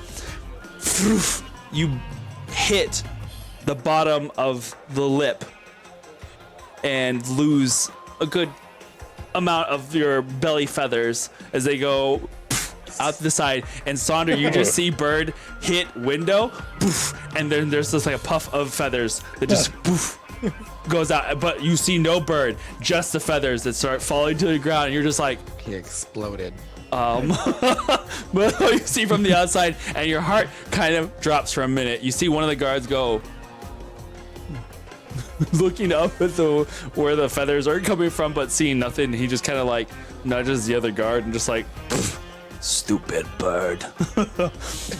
On the inside, Soul, you are like in a crash course, diving, trying to catch your wings from your entrance into this space. It is lit only by the light that is coming in from the outside, and there is immediately before you dangling ropes and large boxes that are jutting up from the ground. It is a literal forest made of artificial things, because it almost looks like these tall trees of crates and boxes and barrels, and these ropes that are like tied down between them.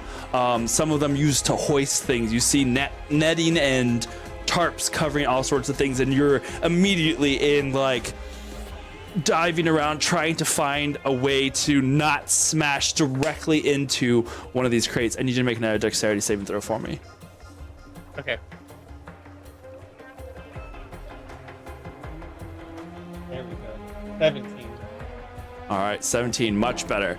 You expertly tuck and roll, bringing your wings in, spiraling through like a net that is like hanging down. Whoosh! Open your wings again, dive to the left, even though I went to the right. Dive to the right, getting out of the way of a column of boxes before going through this little canyon of crates, whoosh, whoosh, soloing back and forth before finally you stop at the far end of the warehouse. Keeping your spot in the air, you find a spot and manage to land and peer around.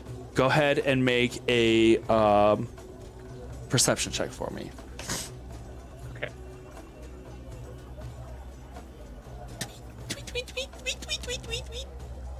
I don't know, whatever sandpiper noises make.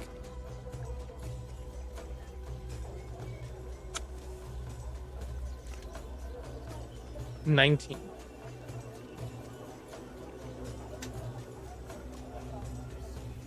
I'm probably gonna regret this. Do they even have noises? Oh well. Oh, they're there. Okay. I was like trying to find a YouTube video with sandpiper noises and I couldn't even hear it. Okay. 19 you said? Yep. Cool. You do that little bird hop to the end of one of the crates, look, peer about your head, kind of cocking back and forth as you see what's around you. You see that there are plenty of things that are boxed and labeled here. But here in the very back of the warehouse, I'll be right back, but I can still hear you. okay, you see a couple of crates that look like they are built in a way to keep whatever. They're more like there are these giant jars that are inside of them, and you can see it because the crate is not so much a closed crate as it is kind of like a structure to keep them safe. So like they have like the, I'm trying to think of the best way to describe this and I cannot like articulate it correctly, but it's not just a box as it is like a crate with a couple of jars on the inside, and the crate acts as like a exoskeleton of sorts to keep them from shifting around and moving too much. Does that make sense? It kind of reminds me of like a when you carry the cup carrier where there's like different slots. Yes. Do you think like the grid, like the tic-tac-toe grid thing? Yes, kind of like that. So this box is just meant to keep these jars from shifting about back and forth. And you see that there are probably about 6 of these jars. They're earthenware jars, dark, almost black, almost like a blackish blue slate looking to them. And they have written on them very finely in gold inscriptions that are written all around the, like as the vase kind of goes up like this and out where there's a lid on top, that outer bottom lip has like this gold inscription that goes across. And it is written, do you speak Elvish? Double check. Yes. All right. This is a particular form of Elvish known to the Drow. This is like a Drow dialect.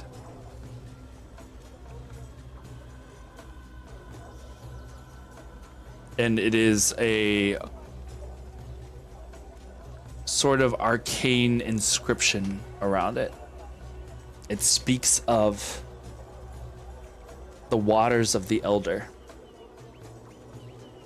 Bathwater. Yeah, definitely bathwater.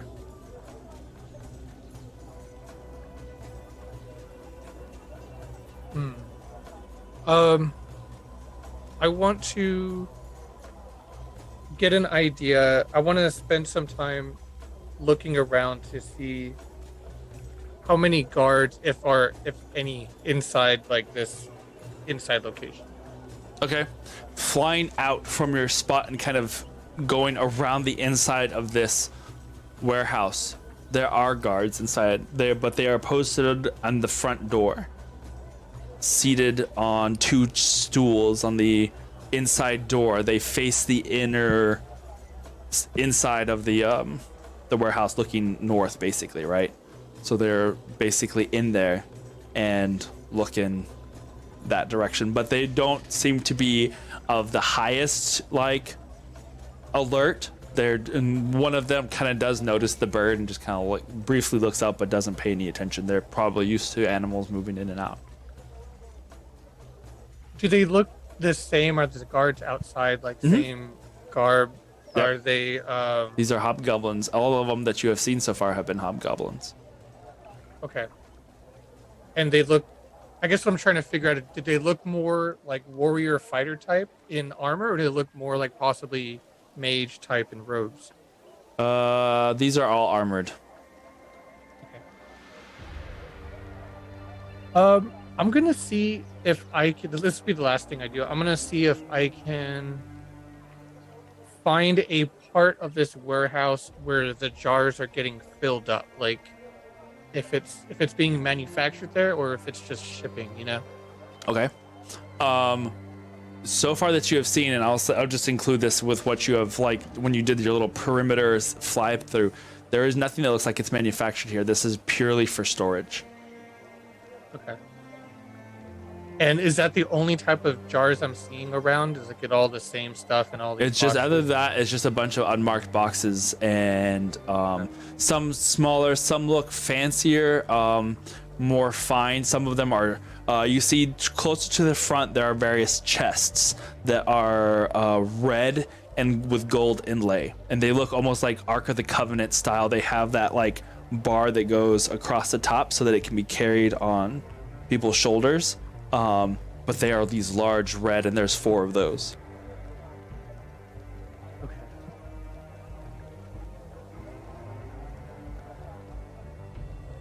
Okay. Yeah, I can't think of anything else at the moment. Okay. And I don't want Saunders staying outside like dilly-dallying for too long. So I'll go ahead and make my way out as quietly and carefully as I can.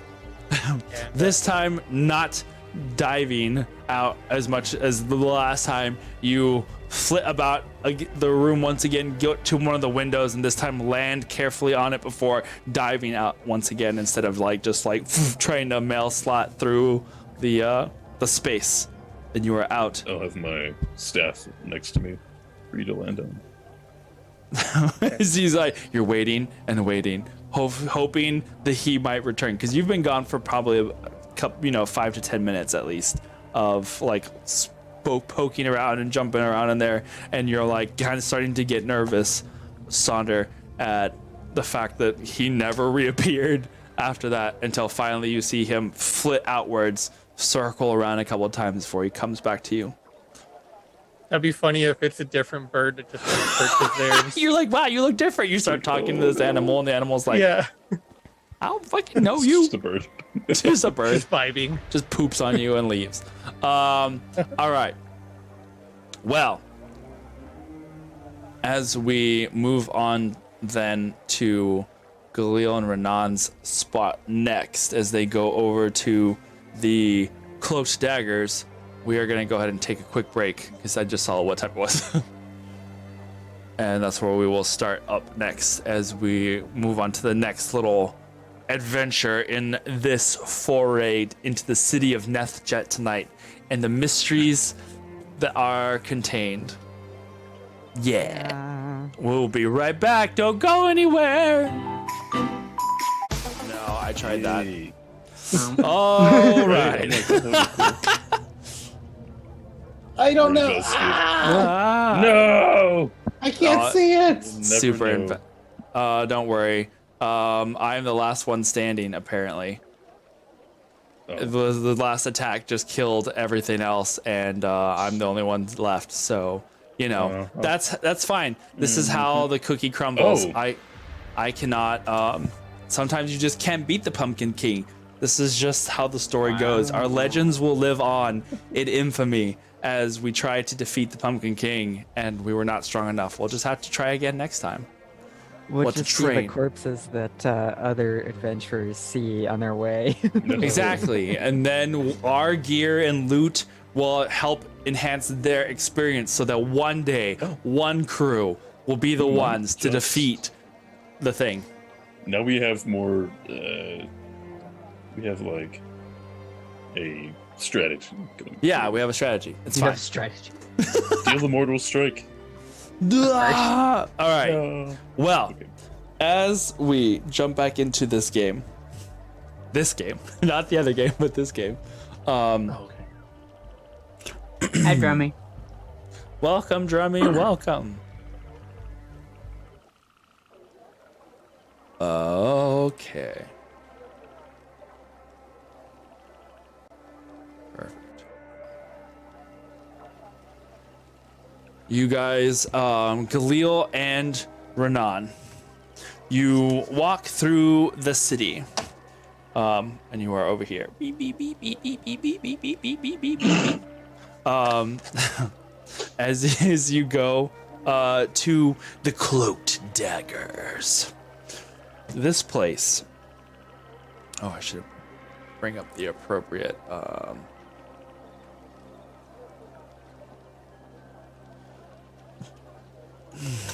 The appropriate tab.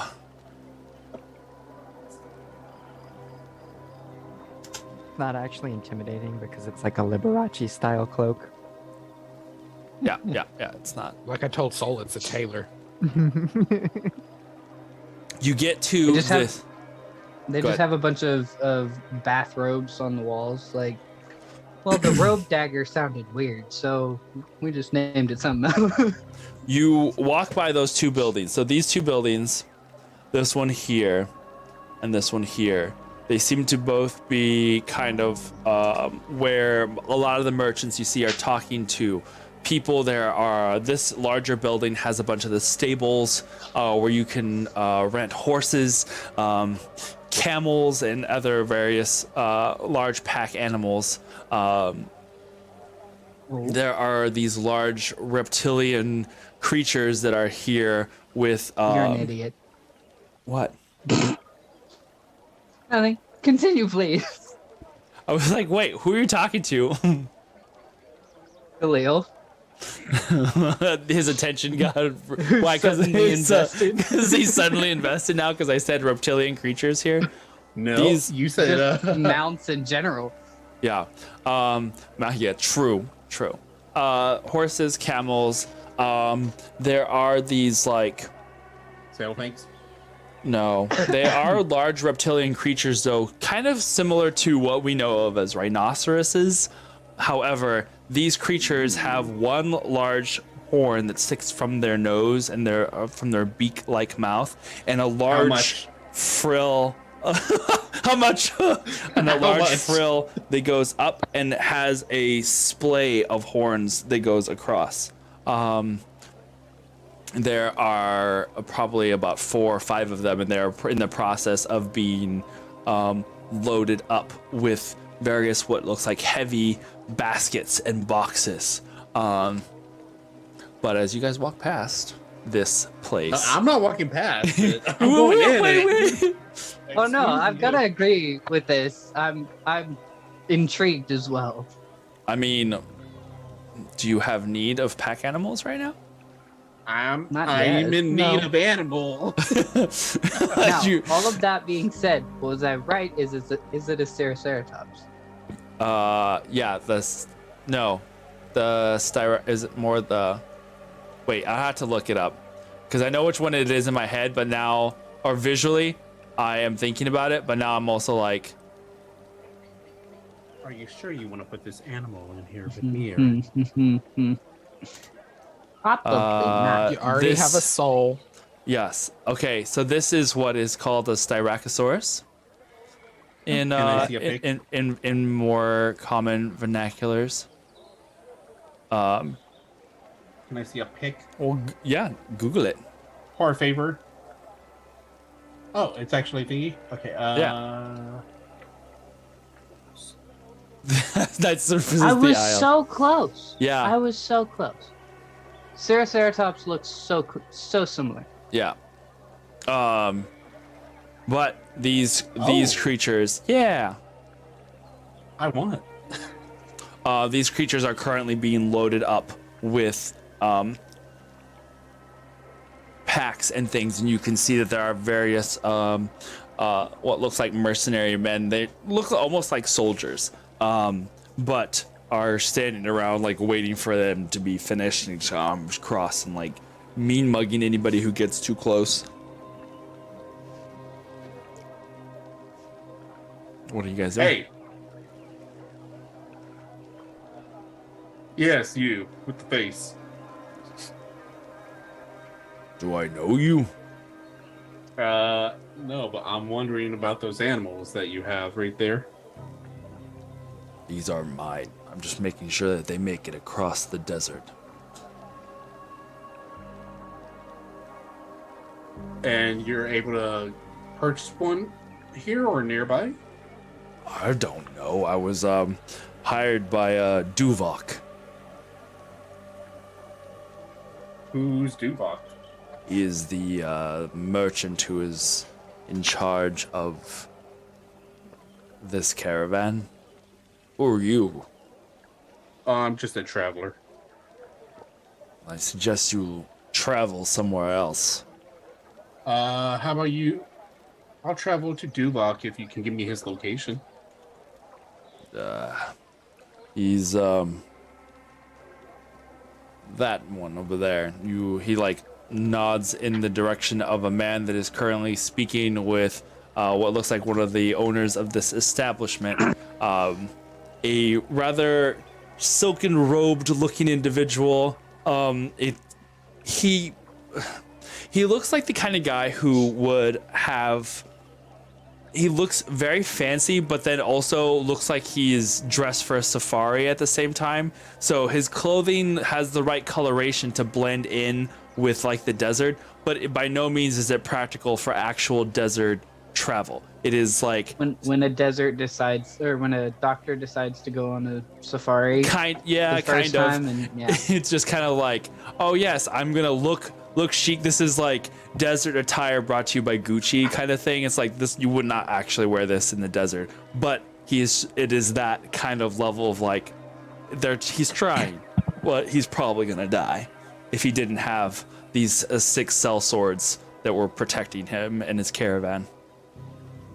But he nods over to this human man with this really, it looks like he would normally, his hair would be kind of like out to here, but he is like currently just tied back in these little golden clasps. What an interesting assortment of people. Oh, me. Let's go over to him. You're going over to Duvok. Duvok. What Duvok is up with you? The man is currently like talking like, oh, excellent. I appreciate doing business with you. Until we meet again, I will be bringing back your animals as soon as the delivery is complete. He turns around and you are like right there. I'm assuming right there behind him as he turns around. He's like, did I hire you? No, but I want to hire, or well, I want to purchase something from you, actually. I don't have I walked anything past Duvok to talk to the man that he was talking to. Okay. I was like, what are you wanting to buy exactly? Those animals that. Those are not my animals. I just rented them from this man. Yeah. From that man? Okay, bye. Well, do you know who I am? Just like as he like shoved him off to the side. Frankly, I don't care. Bye. Why? Why is this my life? Okay. Because I live to terrorize you. Yeah, that's true. So who are we walking up to now? The other individual, this one is a half-elf man, and he just watched this whole thing go down and is like, hello. Welcome to the Blessed Stables. How can I help you? It's kind of like... It is a pleasure to meet you. My friend has a question, and I am afraid I may have to mediate, as he fails to understand some of the simple nuances of social interaction. He just shoved a man by pushing his face off to the side. I would Yes, say I know. that goes a little beyond normal social interaction. Hello, how are you? As you get up close to him. That's because I He- didn't bring the flog with me. He keeps you like more just a little beyond arm's length from you, just for safe measure. And if you step closer to him, he kind of just sidesteps a little bit more and sidesteps a little bit more, continually trying to keep distance from you as you talk to him. How can I help you? I'm actually looking at those animals right there. Yes, the Staracos. They are very convenient pack animals in the heat of the desert. But unfortunately, those were my last batch at the moment. We are awaiting a new shipment coming in within the next 10 days or so. And how long, if you don't mind my asking, did those fine people rent them for? I did hear him say rent and not buy, correct? Correct. They have requisitioned them for travel to, let's see. They are going to Pirados, I believe. Interesting. So it will be. So do I need to make a history check to see if I know how far this place is? History check, no, but not to like know how far it is, but it is a place that you have seen on the map before. It is about a good 350 miles to the east from here. On the other side of Tiraturos, there is a city called Pirados at the edges of the mountains. Yeah, so the shipment will be here before they will get back. Probably. Yeah. Well, the stock might you have that might distract my poor forlorn friend? We have plenty of pack horses, mules, camels. We had a few wild cats that we had used, but those are more for speedy deliveries, not so much for. What are you trying to move, if I may ask? What are your wares? Him? Generally? Himself. We deal more with like large quantities of animals, with large quantities of goods that need to be taken. We have more of the hardy beasts. I'm more of So you the exotic animal lover. I already own a Hyracos Sphinx, but I cannot say that to save my life. Araco Sphinx. Excuse you, bless you. Yeah. And Winged Panther. He looks over to the side as his eyes now finally look.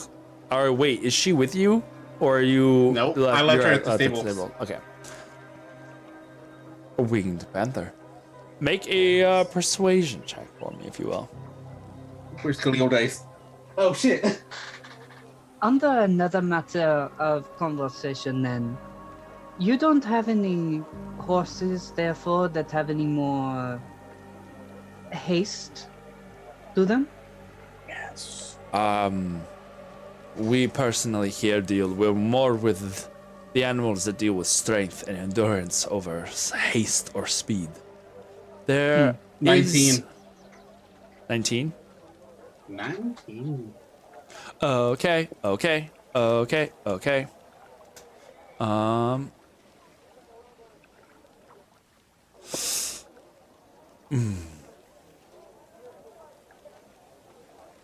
There is a place just around the corner, and he points down the way across the opening of the main thoroughfare to where you see another smaller building with some stables there outside, and it's right at the entrance of the city. They over there at the precious train, they deal more with personal beasts to get you across in a manner of haste, if that is what you're looking for. What was the name of the place? The precious train. Okay, making sure.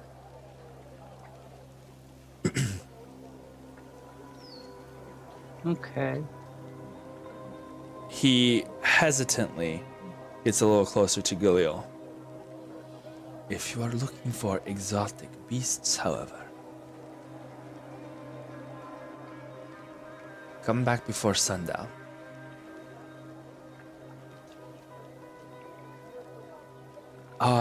If you will excuse me, I must attend to some of the other customers that are getting ready to head out for the day. One other simple question before I let you go.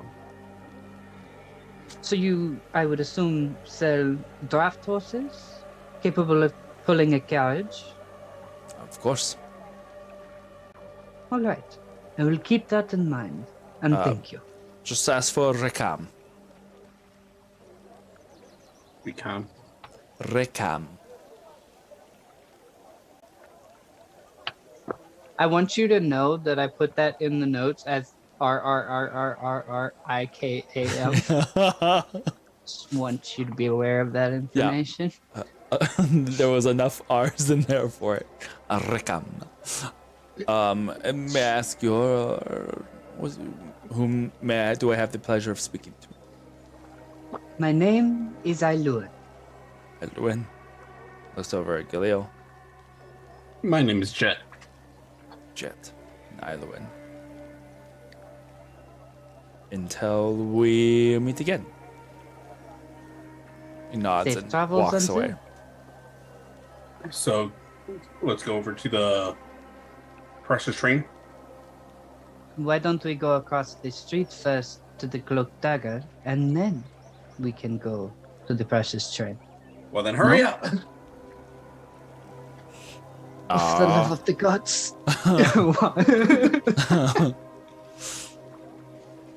Now you know why nobody picks Galil for dodgeball. You're the one who put a freaking Excuse me? table right in front of him.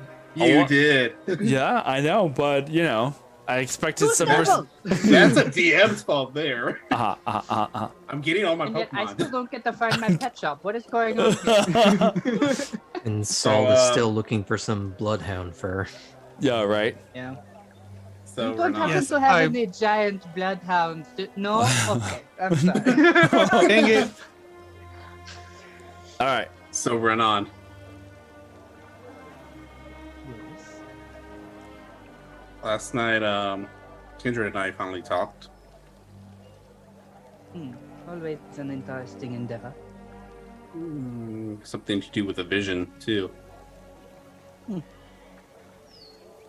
Kindred, I didn't say that was a bad thing. The look says otherwise. So, what did this vision entail? I asked to see his path if he follows Strawberry. But this vision ended up being different than the other ones I've had.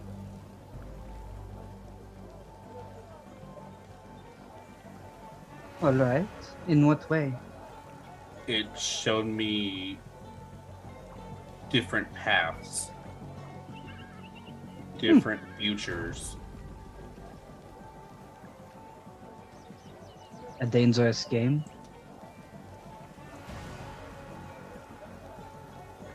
I suppose the interesting matter there would be trying to figure out which is which. I'm just hoping he chooses correctly. I'm just hoping that fate does not make us choose for him.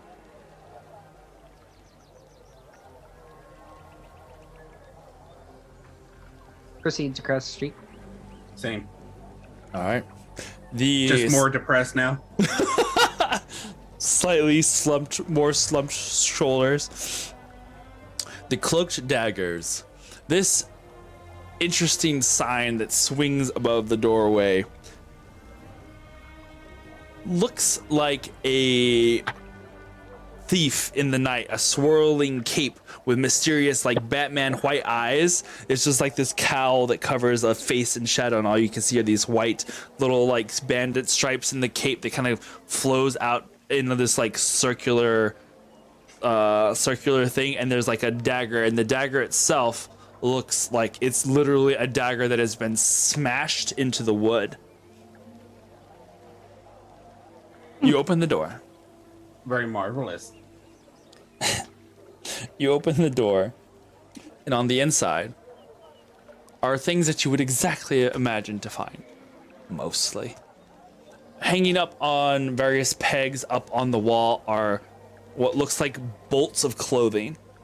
And then upon looking at it again, you realize that these are like cloaks that are literally hanging on pegs on the wall. It looks like someone's coat rack just up on one whole wall of different colors and shades, different materials, and they're not like, it's probably not the best way to, you know, present or sell these things, but here we are. Let me see. Considering the fact that the original purpose of coming here was a weapon shop. In the center, you see a couple of weapons racks that have pole arms, long, various of various lengths, various designs. The blades are anything but daggers. They are large, sweeping, curved. They look like something that would be out of like Dynasty Warriors, basically. They have these long, sweeping blades with like jagged hook at the edge. Some have even like rings or tassels that are clipped into the back end of the blade. And then on the far wall over here, there's like a small table with what looks like an empty chessboard, and it has a lot of nicks in it, as if almost it had been at one time been hung up on the wall and used as a dartboard, but now it is sitting on this little table, and it just has all these little nicks all over it. And spread out like fans on the wall are all of these swords. You have yet to see a single dagger anywhere amongst them. And the swords are also more along the greatsword variety, as it looks like it is hard to find anything in here that wouldn't require two hands to wield appropriately. And in the back of the store, in the seat that is looks like he's sitting at a bar stool, and is leaning back up against the wall, you see a orc man that is leaning on the counter and just kind of staring at you as you entered. I proceed up to him. Same. He doesn't say anything. He just watches you as you get closer. By any chance, would you be up for a game of pin fingers?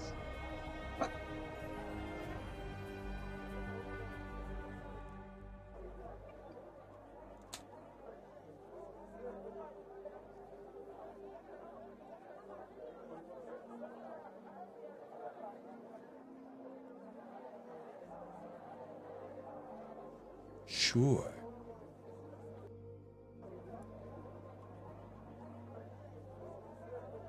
Rozak! Watch the front. And he stands up, having pulled this pastry out of freaking nowhere. Thin air. Yeah. He Give me leans. just a second to let the dogs in. Because He now gets- they're barking. Well, who let the dogs out? Run, none. Oh no, I can't believe I did that. I felt dirty. Don't like it. But yes. Galil, never have you seen a more awkward interaction.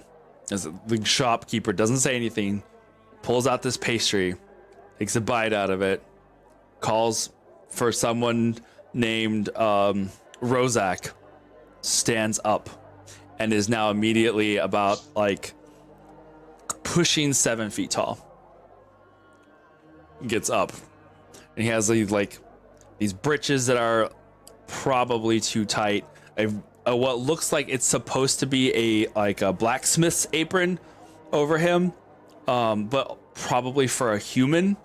and definitely not built for him. So it just kind of looks like this really awkwardly. It looks like someone who's wearing like someone else's clothing, basically. And he gets up Uncle and Iro trying to put on the original apron. pulls in grabs a dagger from behind the counter, and you see this dagger almost basically looks like a short sword for a normal person, but comes across as a dagger for him. Jesus. So you want to play, huh? And he like walks around past you to the table. Don't get many sacrifices. I mean, customers. Offering Oh, but play. of course. What give it away? I've been to a great many places, and in all of them, there is a game of some sort similar to this. Well, where's your dagger? Reaching down behind the shin guard, that is the metal shin guard. Mm-hmm. I reach down, slip my hand underneath it, and pull out my dagger. You gonna pick your teeth with that, or what? I have smaller hands than you. That isn't fair. Like that's an excuse? Would you rather I try to use my sword? He takes this small short sword up and like slams it onto the little table, and it just like does that for a second. He's like, I mean, I feel kind of bad. I brought my smallest weapon and you brought your little thimble prick. If you think it's a fair game, by all means. Well, that would be up to you, of course. You have been challenged. It is only right that you make some of the rules. From behind the back door comes another orc that comes out around. He's like, Gur, why did you make me wake up? I was napping. He goes over and sits at the seat where his brother had been just a moment ago, and just like, you're not very nice to me. Shut up. I'm gonna play a game. While they're doing this, I'm just gonna peruse the swords. Okay. Looking around, there are no daggers here. Everything is ginormous and big. Sorry. Nope. He just takes over the sword and just like, who's gonna go first? Be my guest. So what are we doing exactly? So you know what it is. I think so. I just want to make sure that it is. Yeah, it's a little thing where he goes like this. So I'm not really familiar. I myself am not familiar with the game. I'm sure he knows exactly what you're talking about. Yeah, I mean, I know what you do, but okay. So it's not the other. You're just Go doing it to faster and yeah, you faster. do it to yourself, right? Mhm. Yeah. Okay. Back so and the other. forth until somebody ultimately fails. This is definitely a game for people. Smaller-handed people. People who take- didn't bring out a question. short sword. Yes. I know you're playing the game, but have you actually stated any outcomes? Like he gets this or you get this? Yes. Nope. No, they just No stakes. They just No stakes. went It's on. just- That's why I'm I going. want to see how he does before I try to put any stakes down. This giant way to hustle. sausage-fingered hand goes down on the table, and he lifts up the short sword, just like going douche, douche, douche, douche, and it's just like with each impact, the board kind of shifts a little bit, but he keeps finally keeps his hand pressed on it enough, and you just see these whole arm of muscles just like tense and flex as he keeps it the board down, and then just but it like almost sounds like he is beating it with a hammer. It's just the impact is so hard. It starts going faster and faster. We'll make this a roll thing, I guess. Rollies up. Sleight of hand. Yeah. I suppose it would be a sleight of hand. I'm gonna subtle spell something. Oh no. What are you doing? Subtle spell enhance ability. On the orc.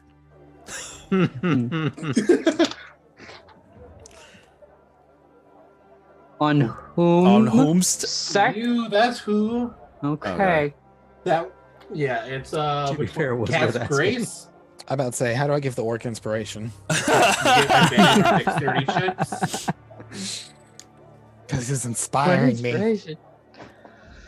Douche, douche, you douche, get douche, douche, What douche. you call it? His first I get roll plus something? at the beginning. No, you just get advantage.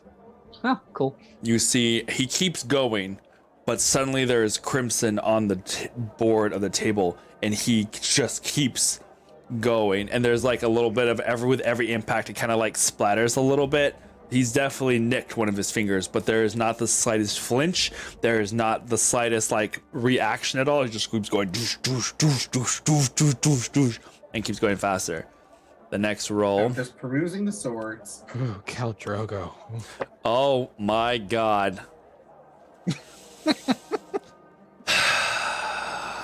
You see, doosh, he starts picking up speed, and you see and hear him go, and he keeps going, but there's definitely right about here, there's a little nick that has gone through, and it is now bleeding. He just keeps going, just picking up speed faster and faster. That was, yeah, he rolled really badly on that one. Let's do different. So, raising my hand, I do believe they lost. I haven't finished yet. All right. And now it's just like how his hand is going this fast with this large of a sword. It's kind of frightening. His last one. Oh, okay, that's better. He rolled a 5, then a 1, and now he rolled a 16, which I'm giving him like a +2 to each of these. So you know, and this time he's not hitting himself, but he keeps going fast. And then finally he like slams in the center, boom, and the table shudders. You can swear you hear the wood crack, and the board doesn't move anymore, as it has now been pinned through completely to the table. Kansas Red actually gave him advantage. Your turn.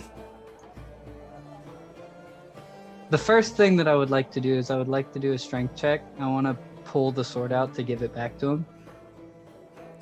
Like pressing one hand down, pull it out. Make a strength check for me. I grab a pole arm. What psychopath actually uses these? It's a 23. 23. Okay, yeah, you can pull it out. It struggles a little bit, and you have to kind of wiggle it back and forth before it comes out.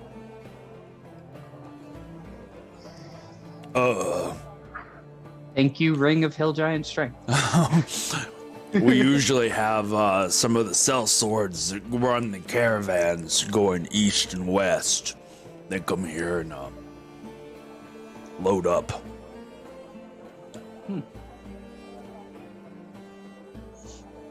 All right, let's Your see if I can turn, outdo you. little bird.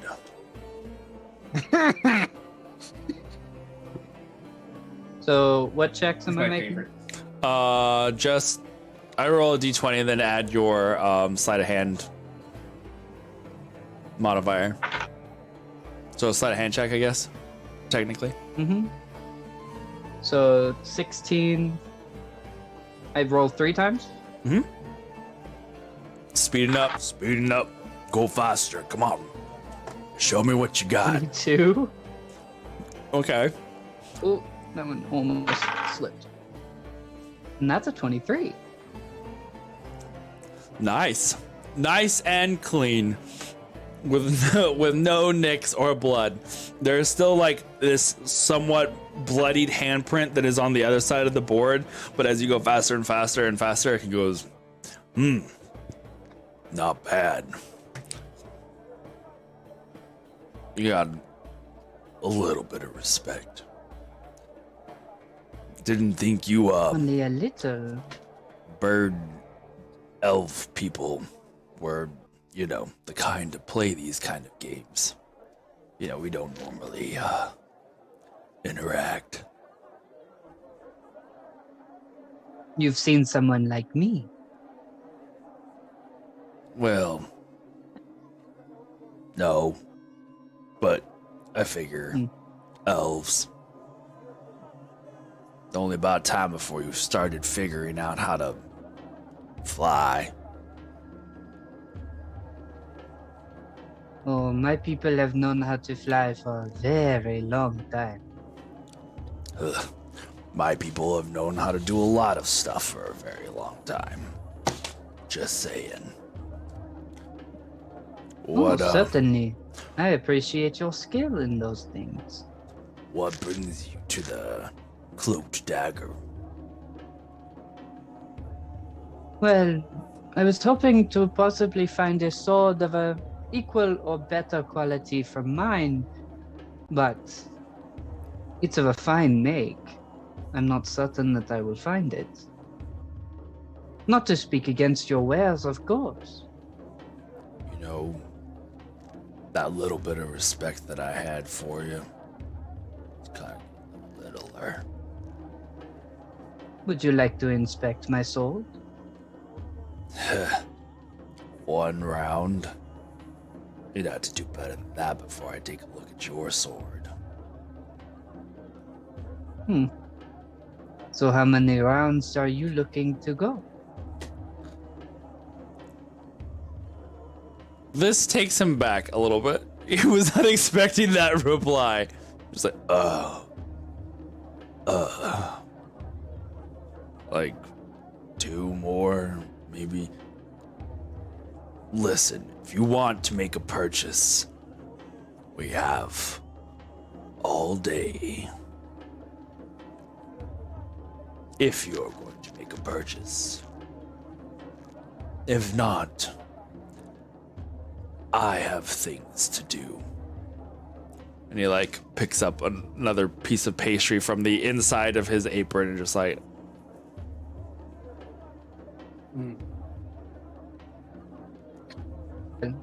I would certainly like you to take a look at this, and I draw the actual sword, holding it out.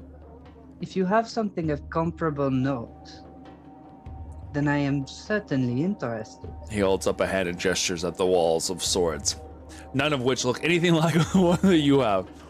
Yours is made more with finesse and quickness. These things look like they could chop a person in half, with the right amount of like swing around. These are definitely barbarian-esque in nature. They are beefy swords. They will get the job done, and they are well made, but they are made for the thickums. Muscles.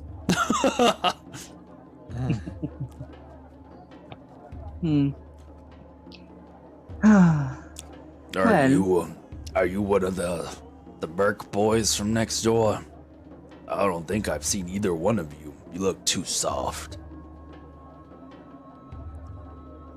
Looks over at Galil. Soft?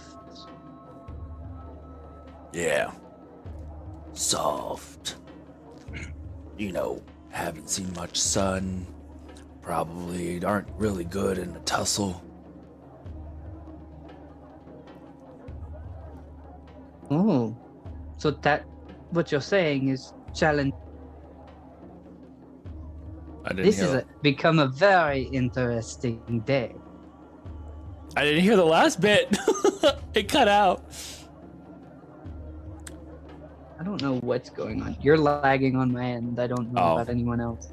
It's okay. You're It's the one okay. lagging on my end. Yeah. Mm. It's fine. Just Guess tell me got what you said. intimidated. Yeah. Challenging what? Simply saying challenges are being sent both ways. Oh, What an interesting day this has become. So if you're not here with the Merc boys, you're looking for swords. What are you looking for? Or what brings you here? Something to improve the travels. Where are you traveling to? I'm assuming A great many places. you're going east?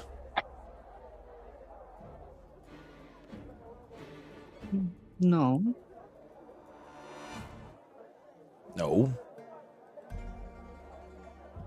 All right. So where are you going?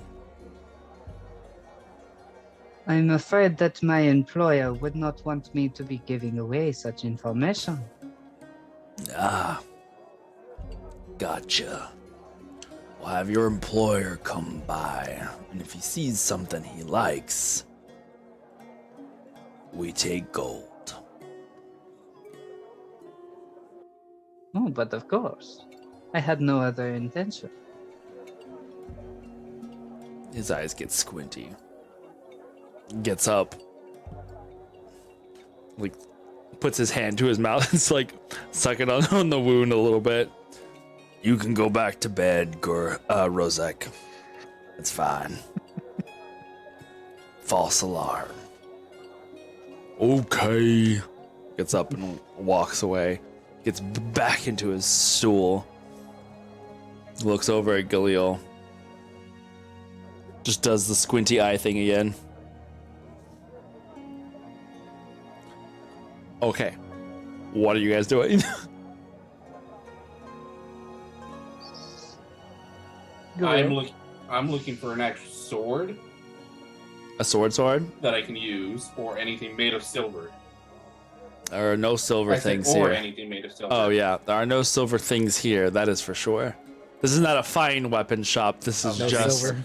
a chop weapon shop. Weapon. Originally, I was going to be asking for a silvered weapon as well, but I figured as much, so I didn't ask. Yeah. That's why I've been perusing. Yeah. Walking up to him, I would like to say, so, considering my victory, how much for the sword that you lost with? The sword I lost with? Of course. It's not for sale. You see him, like, he was sitting across his lap, and he, like, grabs the handle and, like, brings it kind of close and under one of his arms very protectively.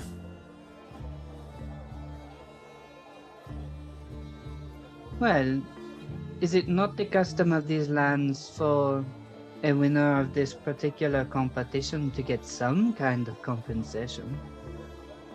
We didn't agree to no terms. I thought you just wanted to play a game. Well, of course. You got a little bit of respect, but then you lost a little bit of it too. Kind of gives you like a little less respect, but more than 0. But less than like 5. Interesting. Well, then I suppose I would like the best quality sword that you have. Okay.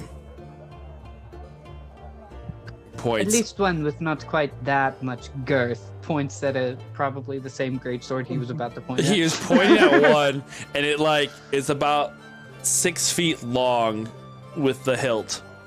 is this massive, looks almost like the Buster Sword from Final Fantasy VII, but just a little bit longer. We'll call that the Side Splitter. That's probably the best sword we have. But I don't think you could handle it. It's a little big for your little self. How tall is he? 7 foot. He's only got a foot on me. Bastard. But he's probably a lot beefier. Yeah. All right.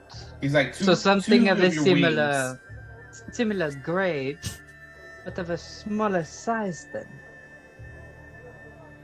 You can go to Marla's. I'm sure they have something your size over there.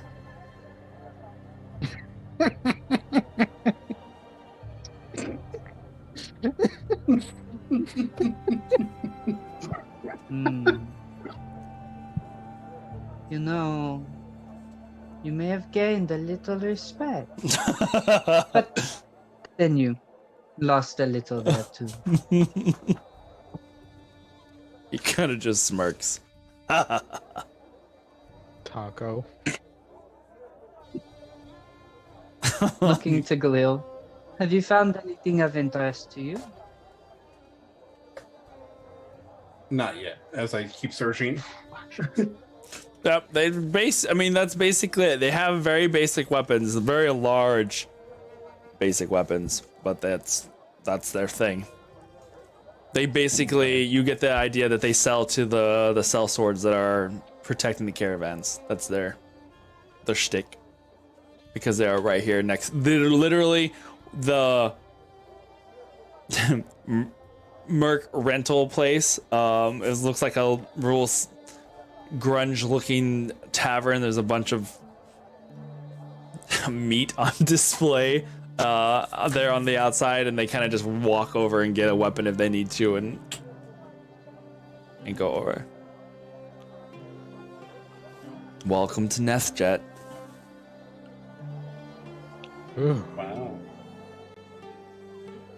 All right, so that we can speed this along, and we're not just dilly-dally.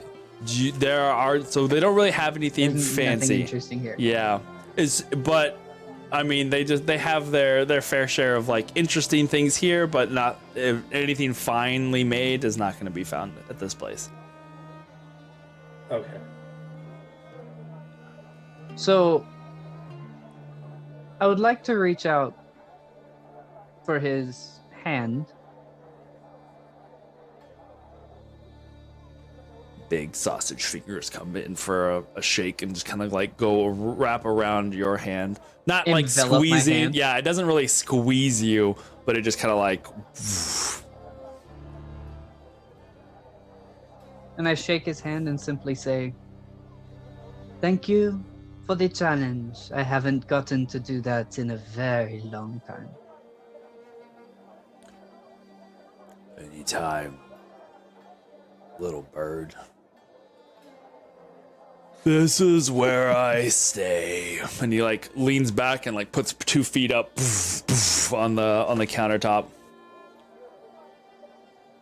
You know where to find me. Nope. I appreciate your time. I'm gonna head towards the Caducetorium. This was a waste of my time.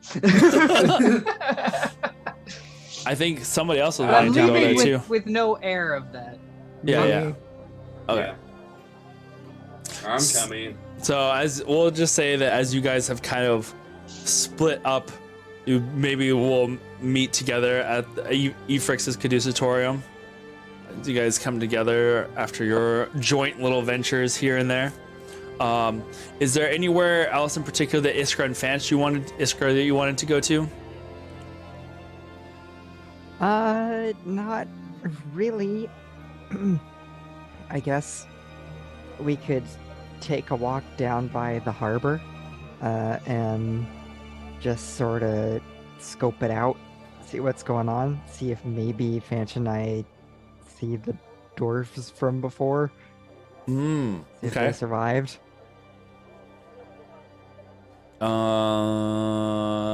Make a charisma check with advantage as you're kind of like eyeing the place, kind of maybe ask around a little bit to see if anybody has heard of anything happening from yesterday, like who's just generalize. That Could you was Satoria? a. So am I using like a skill for this, or is it just? If you want to pick a skill, go for it. Yeah. I find we're gonna do investigation. Does that work with talking to people? Sure. Or I could do persuasion. They both are the same bonus. No, that's In fine. any case, that's a 21. 21. All right. Awesome. Flavors how I approach it. Yeah.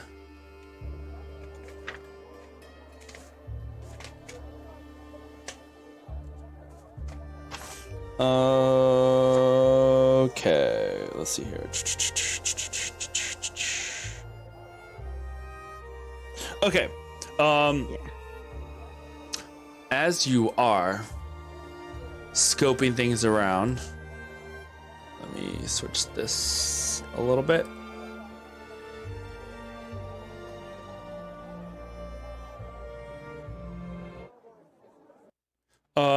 Your attention is you find your little lead once you stop at a place that is by the water's edge, up over here. I think it's 1 on the map. Literally just move my papers around and then I lose my papers again. There it is. Yeah, this one up here. So up at the edge, this 9, there is a place called the Mud Grotto. And you find out after like relaxing for a little bit and having a drink that this was the location of a fight that had broken out a couple of days before. Okay. A fight between the 2 crews, one from the Dire Blade and another ship, the Good Fortune.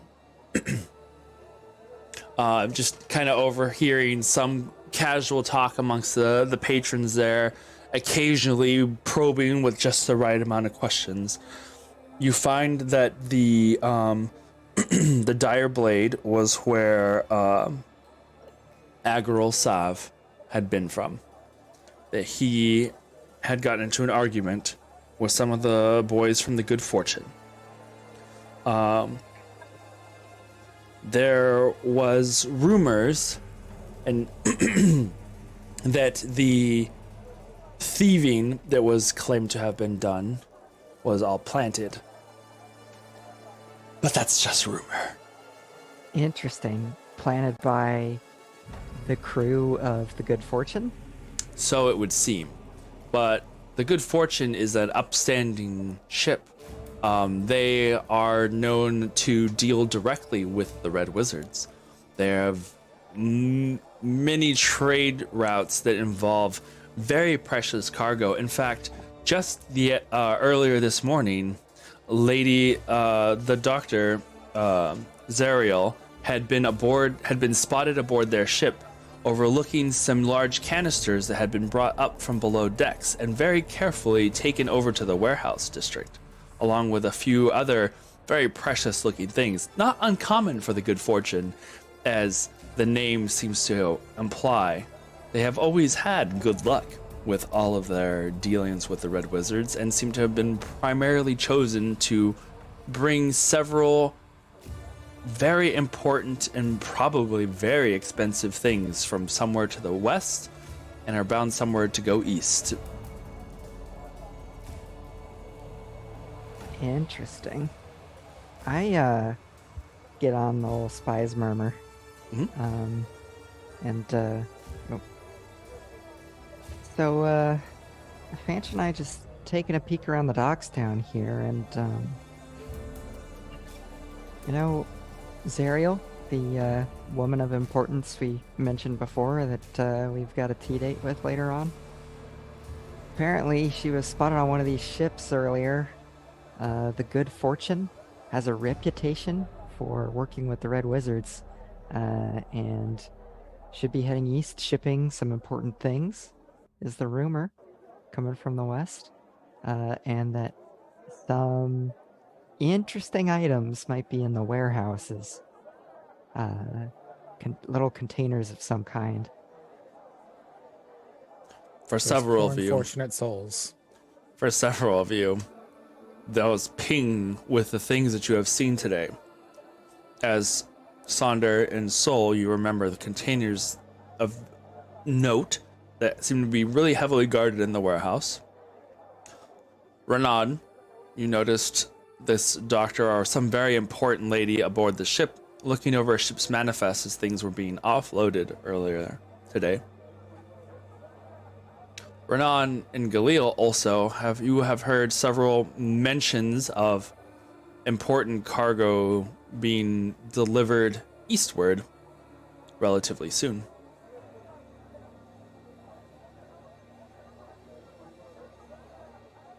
So, And I'm not necessarily suggesting that we check this out, but I'm kind of suggesting we check this out. You know, it might not be our objective, but the stuff we found in Amrutlar last time was useful, right? So who knows? Also, Renan, how am I supposed to posture check? You are not the person I was referring to. Thank you, though. There you go, get your stretches in. There you go.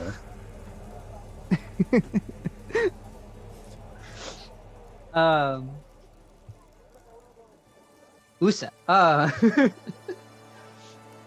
I think there's some wisdom in this, as long as you can stay more under the radar than we ended up in Amrutla. I will also fill her in on what I saw and heard around the docks. And Okay. Definitely fits the story we were hearing.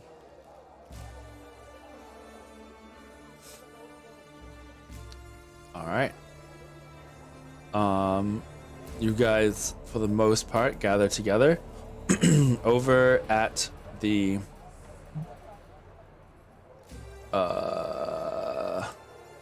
caducetorium. Then.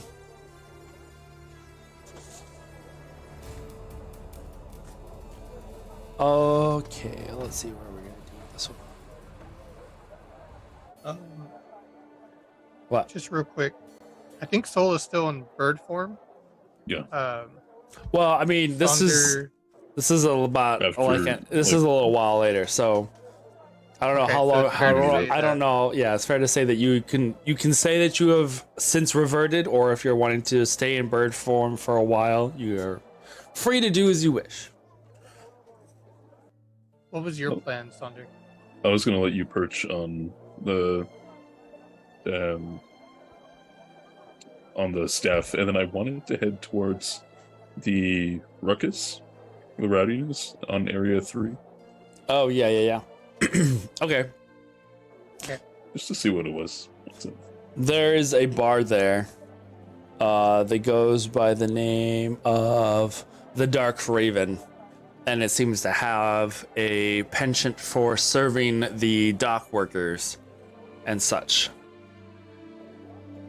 Seem like too rowdy.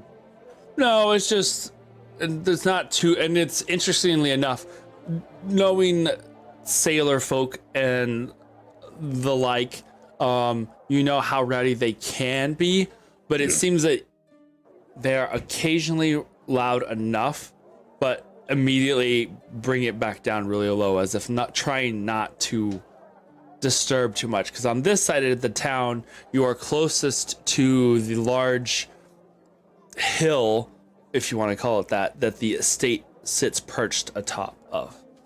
Okay. So they know to, like, at some point, like, respect comes in to kind of shush. Yeah. Mhm. Okay. Cool. I'll let everyone know in the spice, remember that that's a place we could meet up at. Alrighty. So in that case, as you are. So okay. So then Sonder and you are over there. Then we'll have Renan, Galil, Kindred, and Ardrin meet up over at the Caducetorium, as that is a place that you guys had wanted to go to. Yes. In transit, on back, we're playing back to Fanch Mhm. on Spice Murmur. Finch Fanch doesn't have one, remember? But it's past an hour because I did telepathic, right? It's over an hour. Yeah. Okay. Iskra, tell Fanch. Hey, Fanch. This is What? from Kindred. Okay. Does she remember? Do you remember where her where client your Alduin client was? Alduin was? Alduin? Why does that name ring a bell? He's the gnome that you said was real giggity and like He's the gnome kind of that, creepy. Not you gnome, said Noel. was My bad. Fablin. Noel. That was Fablin. Fablin, maybe? That's the only gnome that I know.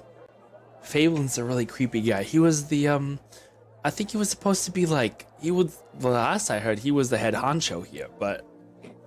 Fablin's supposed to be the one in charge here, but we heard from his second that he's out of town.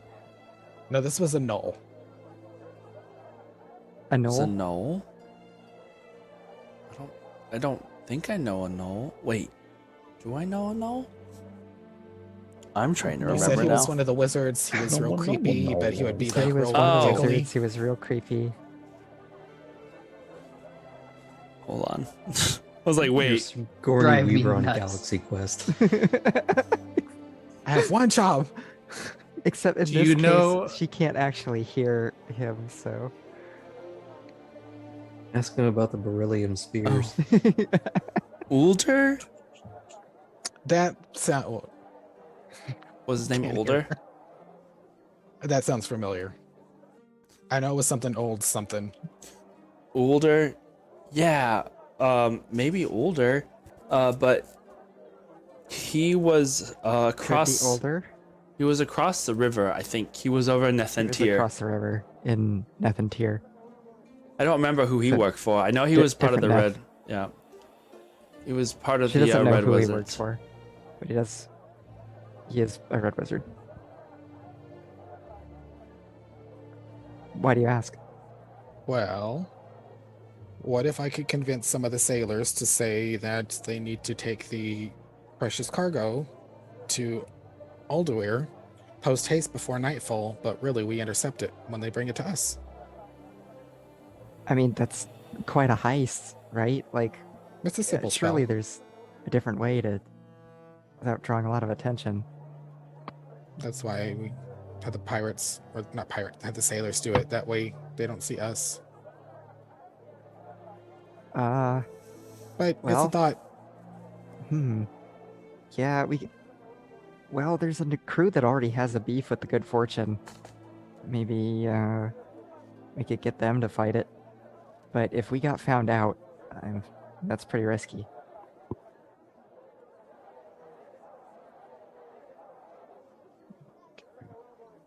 It's definitely an true. option, though.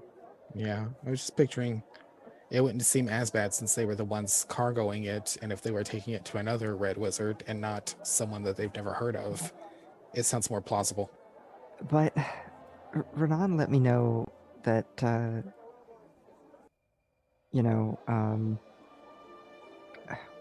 Zyrel, she, Oh, Dr. Quinn, medicine woman? yeah, she was on board looking at probably a ship's manifest, so she's probably got a pretty good, handle on where it's supposed to be going. Okay. Last minute decisions. Fanch, y'all were invited to tea. I saw part of that conversation. Maybe you could sweet talk her. Hey, Fanch. So you relay that, and she goes, "No fucking way. There's no way that I'm going to lie to that woman. There is no way in hell. Did you see the way she looked at me? She looked into my soul. There's no way that I could convince her of anything. I mean, I could try, but I don't think that's gonna work." we'll go to tea, but we'll use that as a, we'll see what we can figure out. Okay. Just trying to put things together.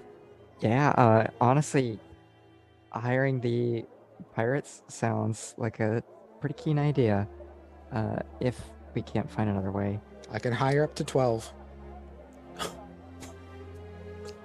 I love that you use this term loosely. It's like when we play Conan, they're like, these are our friends. We hired these sailors via magic, but we hired them nonetheless. Okay, as we're standing outside the caducetorium, and real quick, you don't have to roleplay or anything. I would have sent the chest full of cogs and gears along with the flute and the what was it? Did you send the fireworks or did you throw that in the bag? I'm keeping the fireworks because we never know.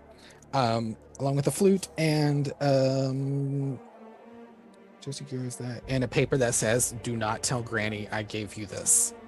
And I FedEx that to the boys.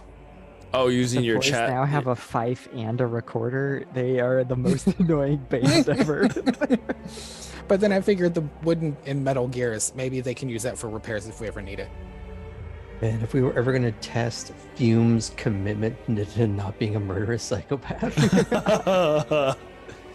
they're all gonna be blind minds. Yeah, literally. I was Good, like, somebody hot else cross was thinking buns. that too, Greg. Yeah, hot cross buns, Dreamy. That's what I was thinking. Hot cross buns on repeat, just over and over and imagine- over. them all showing back up at the airship, and it's just, I had no choice. Like, no, that's fair. This one's on us. All right. So, as you gather together at Efrix's caducetorium and go inside. Let's get caducical. This shop, No idea. once you, there is like, the caducetorium is one word that looks like it's been on the front side of the top of this building for a while.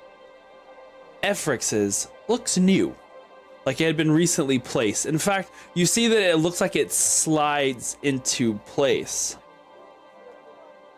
Walking into the establishment, it smells intensely of incense, ridiculously strong. So much so that your noses start to kind of itch and tingle like it's just on the verge of sneezing, but not. And you kind of like wave your hand through the air as the smoke kind of like wafts around you. Did I make a will save to try to be unaffected? Sure. Walk in. Sure. God damn it, that's a natural 20. What a Alright. waste. Hey, could come in handy. You never know. You walk inside. I mean, for what it's worth, that means that it's a 24. This is the building on the outside looks a lot larger than what you see on the inside. It looks like you're stepping into someone's living room.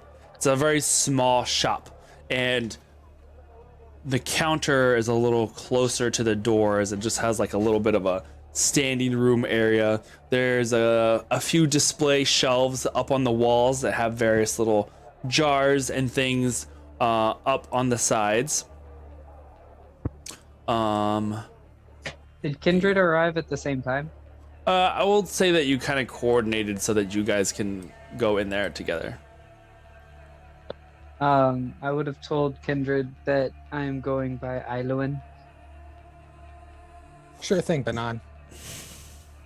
not on your life. Perfect. Going inside. And I'm just like, one of these days, someone's actually gonna tell me where the fuck Banan came from. I will not be the one to tell you. There's like a beaded curtain that acts as a door covering to this large doorway that leads to the back. And you realize the doorway stands probably like 7.5 feet tall.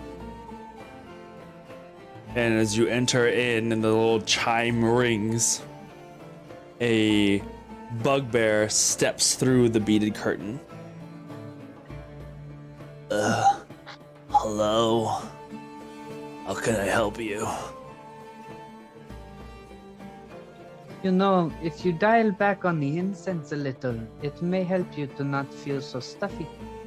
You know, I thought the same thing, but it's the only thing that comes close to having any sort of effect. I can, actually have a sense. I can barely smell it. I do it so I can stay alive. I see. Just look at So Renan. what the hell is around the room? Bottles of various things, but you see behind the counter, behind his back, are all the shelves that have more like glass containers that have ingredients.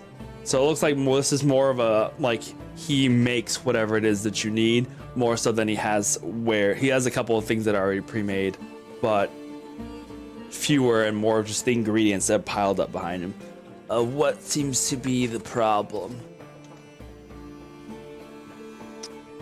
No problem necessarily. Just cruising and perusing around the shops. And we heard we should check this place out. You're trying to, just see what's around. Yeah. Unfortunately, I don't have a lot. Bless you. In stock right now, so it's kind of hard to get anything to get into this store. The Empire's kind of held up a lot of my stuff, so what can you do? You look, those of you who have gotten close enough to the countertop, there is a box behind him up against the wall that has other names that are already made and ready to slide into the slots up front. My son is also named Bort. There's there's a pre-made sign that says Nurk, another one says Tadrock and Godor. Godiva. So it's whoever's running the shop for a while seems to be just slide the name in there. Do you happen to have any potions of healing or greater healing? If you're looking for something to help your boo-boos, then I have some stuff for that. But we make everything here. So it's all natural and homeopathic stuff. I see. If you I think roll on ingredients, do you perhaps know someone by the name of Dudros? Dudros. I don't think that I do. I'd probably have to look in my records somewhere. But maybe. Did he have something? He has his own supply shop. Y'all should definitely meet up. If you do, tell him Kindred sent you. Where's he at? He's Oh, in. for the love of the gods, do not tell him that Kindred sent you. I already said it. Shut up. Why does he hate you or something?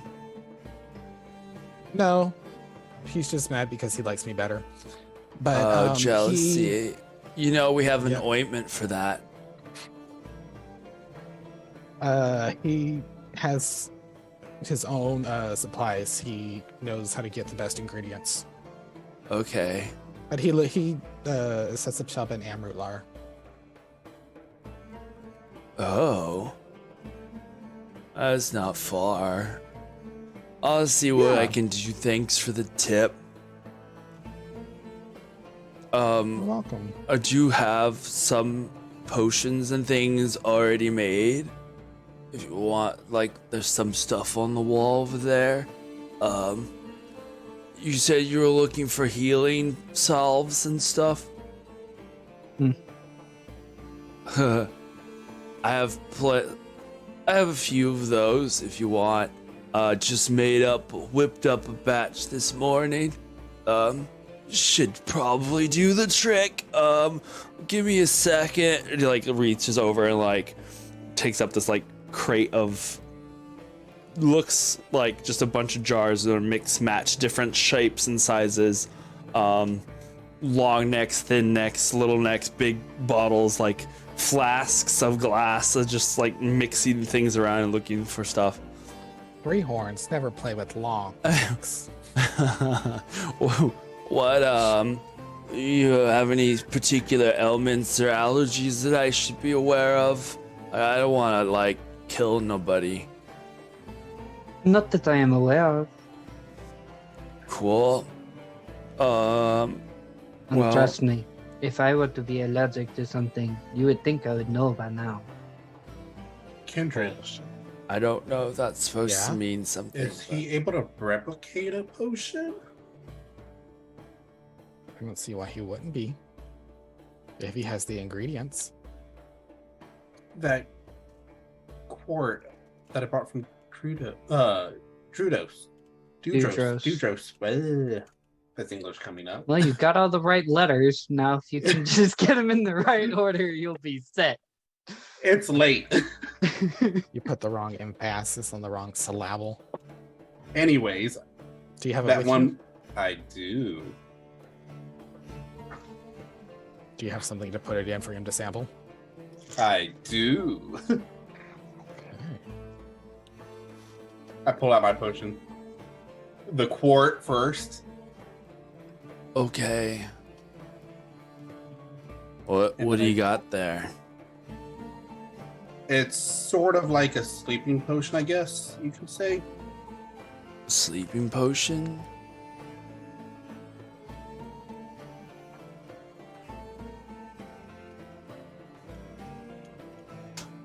Does it like put you to sleep or something? Or is it Yes. like to keep you awake? Like I get you kind of could go either way with that sentence, you know, like I don't want to sleep for a while. That kind of sleeping potion, anti-sleep, or like you could go the other way and just like I want to sleep for days. Oh, good gods, we're stuck in the 1970s. I want to say for days. Here. And I pour some of it into a smaller vial. He kind of like shakes it up. Is it really pure black potion, right?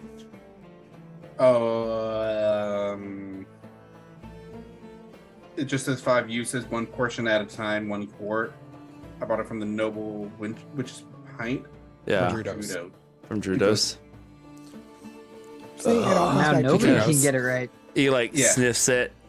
Ooh, this is gonna be this will definitely put you to sleep for a while. There's like, it's like belladonna or lilac or something. It's really weird. If this is what I think it is, I'll have to run some tests. But in certain circles, they call this the elixir of living death. If you take too much of it, it'll literally make you feel like you're dead. But only for a little while. You won't be able to Kindred, wake. take a swig. You Shut won't up. be. You won't be able to wake up for probably like, I don't know, like an hour. But if you take too much, like you just won't wake up ever. Can you make another quart? Shoot. Probably. But it would take me a while, and I don't really have some of the lilac that I would need for that. Like I said, the Empire's kind of holding up the line. They've been getting a lot of stuff in recently, and all my supplies have kind of gone to them. We might be able to get you supplies later. But other than the healing potions, I want to like lean in real close to him and whisper, like, do you perhaps have anything to maybe like hallucinogens or to help in the bedroom? You beat me by 1 second. I still beat you.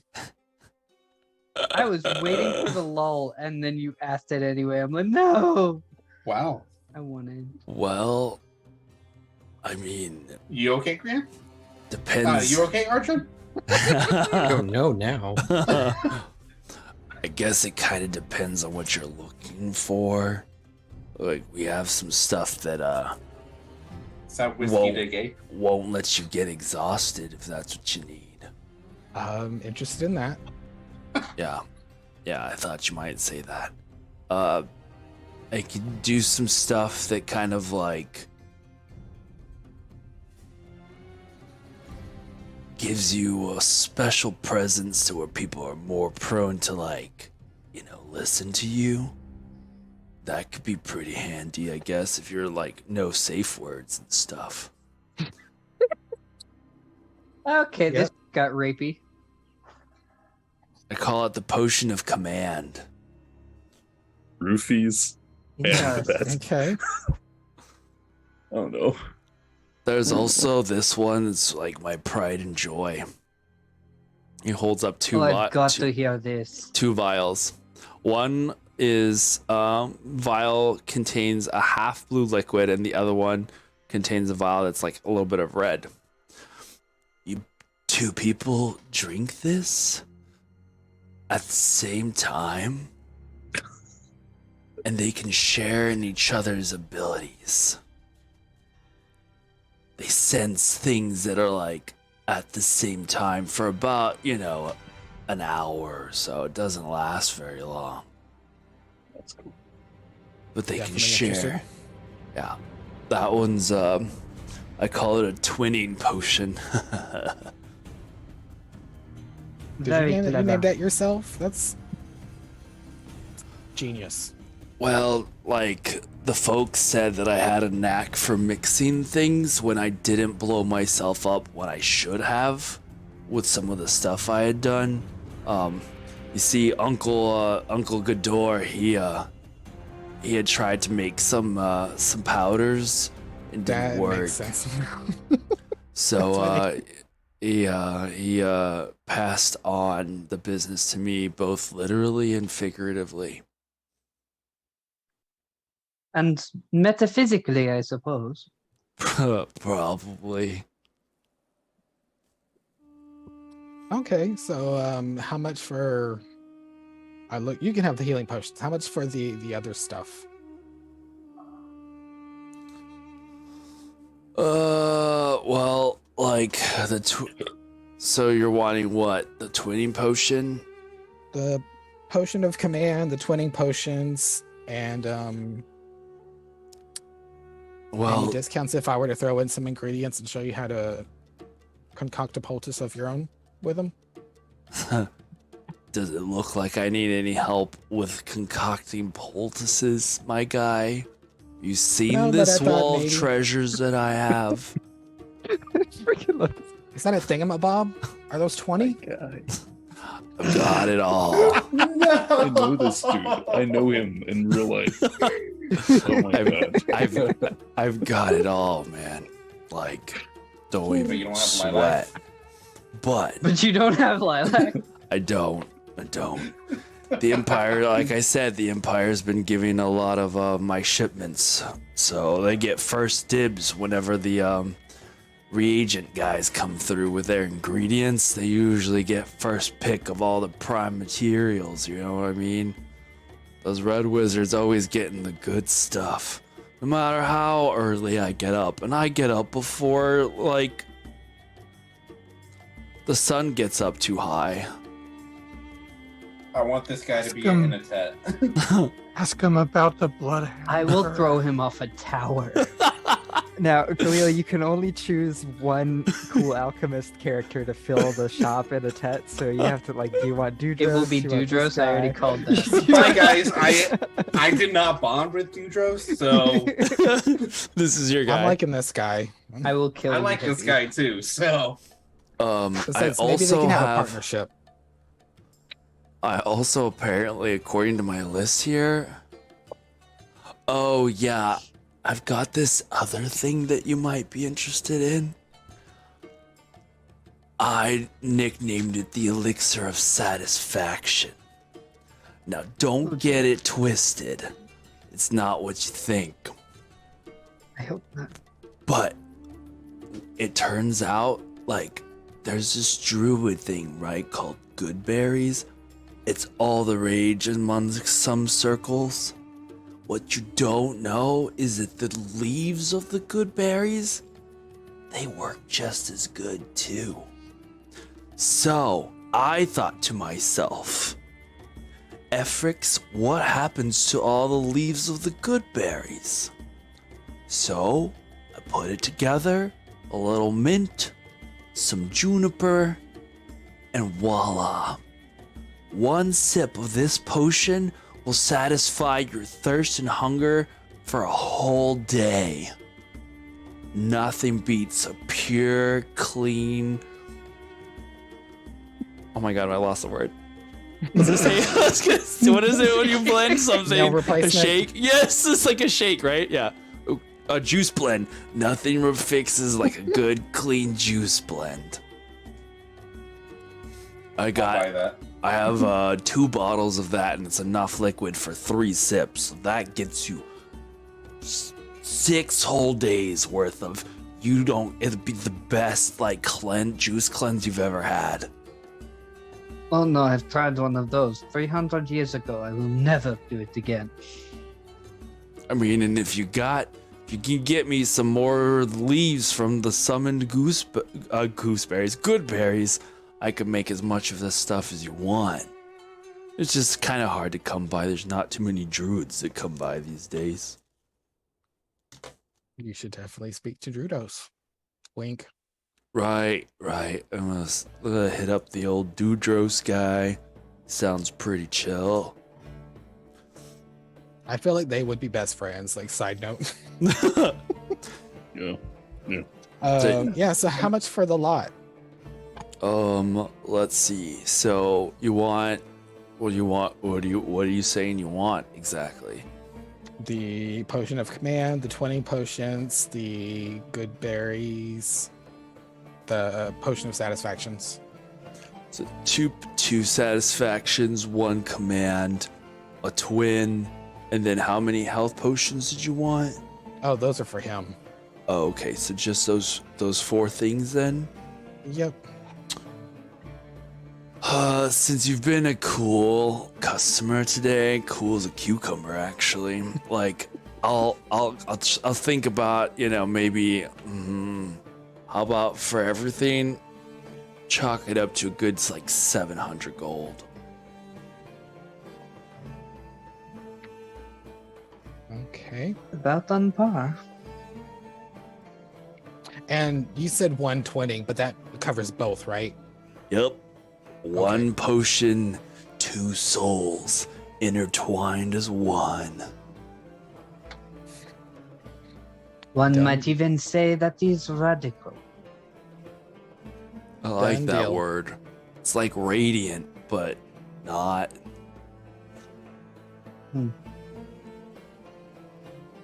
So, you got Start using it. radical. Kind of like it. Satisfaction, twitting. I also have, nah, you wouldn't like that. Try me. I don't know how, like, wild you like to get, but Try me. my druid friend that I used to talk to, we kind of had a falling out for a while.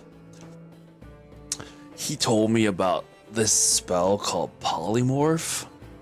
Now, it took a while of work, but distilling some of the ingredients that you need for like the spell of polymorph, I was able to concoct a potion that'll allow you to polymorph for an hour.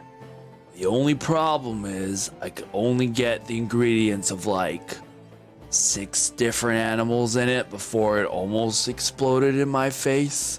So it's kind of hit and miss which one you're gonna be, but it could be pretty cool. So it's kind of random, but it works. Yeah, for a little bit. like, I haven't really tested it much. I take it back. There's 8, 8 animals in here. And just for reference, what He are the like picks up possible he eight? picks up a jar and starts like swirling it around, and as you see it, it's a appears to have this potion appears to have strange bits of fur and hide floating in it. It like stirs, it had settled at the bottom, and as he stirs it around, you can see like chunks of hair and what looks like leathery skin, and it just kind of like it looks really bad. Like, I can't say that it really tastes good. It's like, you ever seen those like dark wizards that they keep like little critters in glass jars, and you're like, wow, does it not like melt in there? Kind of smells and tastes like that. But for an hour, it's kind of hit or miss. I think what I remember, I definitely have like cat's claw in there. I threw a raven's feather. There was like deer antler, a badger's tooth, an ape finger. There's a wolf's eye like piece that I found. I even got like a tiger bunion in there. Oh, and then there was a little bit of there's like a dog. Just like a neighborhood dog, you know, just kind of, he like used to live outside until like one day he was gone. So I kind of felt bad about that, but you know, he'll live on in this potion at least until someone drinks it, and then we'll see what happens. Did it I'll happen buy to it. be a red hound? He was kind of like a mastiff. He was a big dude. I'll buy it. Yeah. I mean, yeah. Dreamy. Just scraped me roadkill. Yeah, basically.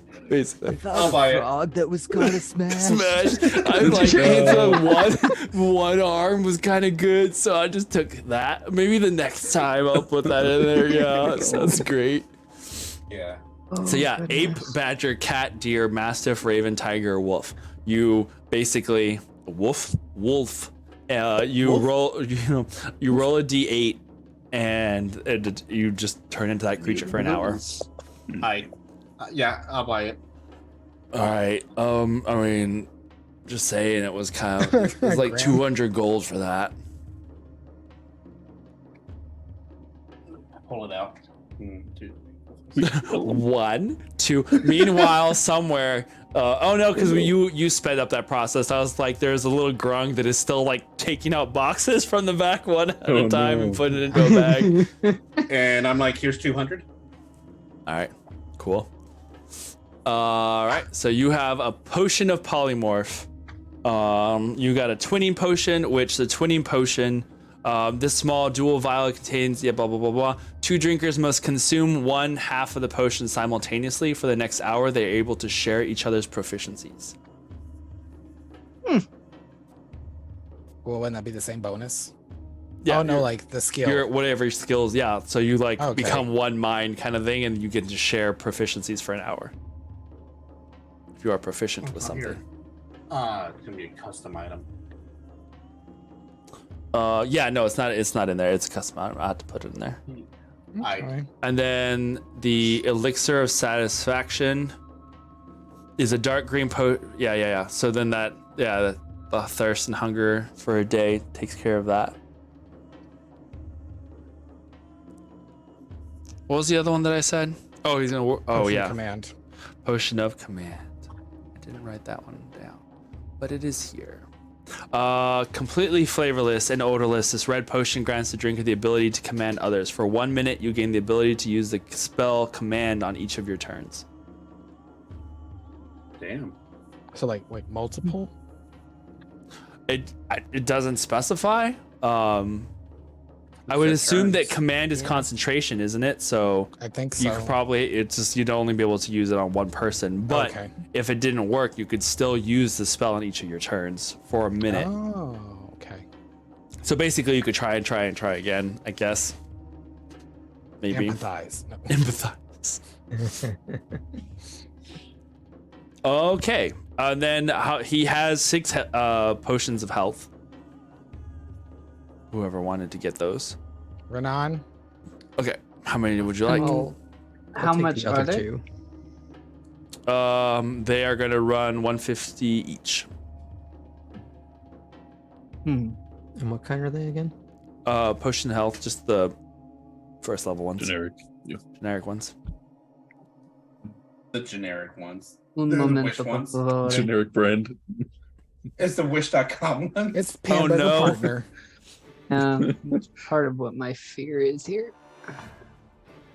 Oof. No, Is it this guy country wouldn't fair? steer you wrong. Nah, bruh.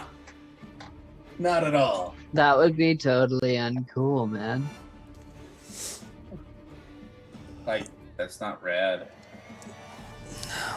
Are you Your the only person in town who sells healing potions? yeah.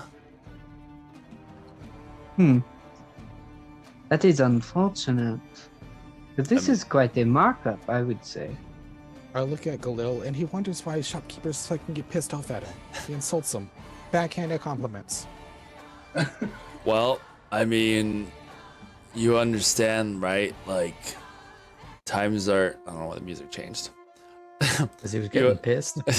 Like, it's hard for me to get ingredients anymore, so I gotta make sure that I can like try and pay off the people to try and get me stuff to keep business. Nothing personal. I And in understand. D&D, we have supply chain issues. Let me think on the matter for a moment. Sure. While he thinks on it, I'll take 2. Cool. All right. Sonder, can you hear me? Yeah. Me and Solo at the bar. So I did find health potions, but this person is charging an exorbitant amount. To What be is? fair, he's having supply chain issues, but it's 150 gold per bottle. This I can afford. All right. Can you afford it? Yes. I can hit that away if you need. Oh, no, I can certainly buy it. I just don't have any use for health potions. Soul and I are. Yeah, go ahead and get them. I'll just make sure to pay you off. I like And the how derpy many one. would you like? Just 2. I believe he has 4. Soul, in did you there. want any health potions? Okay, am I soul or am I still bird? Oh, are No, you? you're That's still okay. you're a soul. It's been a while. Okay. No, I think as long as everyone else has one, that should be fine. I can heal myself. Yeah. Okay. 2 ales, please. Yes. It would be Thank my you. pleasure. Oh, ask him about the Oh. the bloodhound for. Bloodhound? Oh, were you able to find the hair of a bloodhound? I Maybe now an broadcast ingredient to to Soul there? as well. Ah. You do realize this works too, no? Okay, yes, I forgot. He was ordering food. Yeah, You were asking about something. yeah, I'm still looking for the fur of a bloodhound. You can Ah. find that. Well, I can certainly ask. Hey, Okay. there is a blacksmith across the way. You want was to go over thinking there? I was thinking of maybe heading that way if there's anything you were particularly looking for. What is the name of the shop? It is Smelter's Already- Oasis. Yeah, It already has Smelter's Oasis. a poster of Renan. Do not allow. Wanted. Banned. Then if you can Well- ask the others that are with you. I certainly will. I will try to head in that direction. Do you have any landmarks that might help? That one. There is, if you find the warehouses, Should be easy continue enough. to head. assuming I don't get shot out of the sky. I walk Got back it. over to the. And when you get here, I can tell you all about what I saw in the warehouse. Okay. Sounds like quite a time. Hey, if there are any more potions, Fanch and I'll take a couple. Well, I mean, I'll pay for them, but it's probably good for us to have a few. I'll take 2 potions actually. Because I assume you broadcasted all of us. Yeah. Okay. Okay. I walk up. I would be happy to take the 2 potions. I do have another request, if you don't mind, though. Sure. On the subject of ingredients, All right. do you happen to have any bloodhound? Bloodhound. Well, Greyhound, redhound, no, basset? I don't really care. but come back tomorrow and I could probably have some for you. He looks over And to the look forward side, to it. and you see that there's like a net and like a stick with a lasso on the side. He's like, he just kind of looks over at that and then looks back at you. Oh, no. Come back tomorrow. I could probably find something for you. Understand. I have only one request. Look at like I'm like side eyeing the net. Yeah. Whatever like- it is you find, I would like to make certain that it is alive when I pick up the fur. He wants okay. to kill it himself. He like takes there's like a really large pair of shears and he like puts that down and puts it like under the counter. Okay. Many thanks, and I will be certain to Well, reimburse you for that at a similar rate to the issue at hand. Sure. Of course. I mean, if you guys need like okay, so fasting forward through all of this, you are going to because this will take forever. Oh no, I'm loving it. The health potions. So there's 6. Can I just figure 2? Yes. You're Two, getting 2? I'm buying for Sonder. Okay. 2, 4, Kindred. 6. There you go. Yep. Kindred's give me getting 2. 300 gold. Yes. Iskra Venmo's Kindred 300 gold. Okay. We're See a little basically buying arrow our that's network. looking up at you like, About to be with Gold- Sonder, so we'll Yeah, just the- assume that Yeah, I get the it. gold app. Go instead of Cash App, it's Gold app, and it just like Oh no. a cloud map appears. Bring, gone. Exactly. That's Looks like the Koopa in the cloud kind of thing. Oh Ba-ding, no. ba-ding, ba-ding, ba-ding, ba-ding. What time of All day right. is it? Lunch. It is about a little bit after lunch at this point. Okay, good. So, if There's Before I nothing else. leave, I Mhm. simply will just tell him it was a pleasure doing business with you, and I look forward to doing business with you again. looking forward to it, see you tomorrow. hell. That's great. They pal. Taco, I hate you. Shut up. Walking out, I look over at Kindred. You know, sometimes it just seems that you are too pretty to be this much of a pain in the ass. And I walk out the door. It's like, oh, he thinks you're pretty.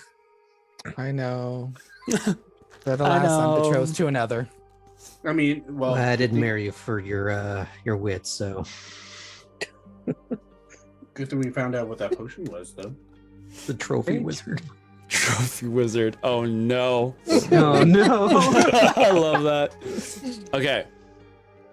So Walking out the door, are there any guards nearby? Like, not terribly close. And those remember that was one of the things that in the city there's not a lot of guards. There are some around, but they don't nearly have the presence they did in Amrutlar. I want to slowly saunter up to one. Okay, so you want to find one in particular? I'm so- Okay. Yes. He's gonna saunter up to him. All right. Sonder. And I'm going to be like holding my hands like this so that they are not anywhere that they could be grabbing a weapon. Yeah. And walk up to him. Hello, I have a question. Sure. Am I going to be penalized or otherwise in any trouble if I use these and I just kind of buffer the wings a little bit?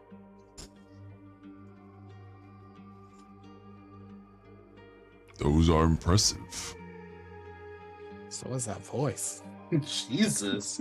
Daddy? Sorry. Daddy? Sorry. I don't think so.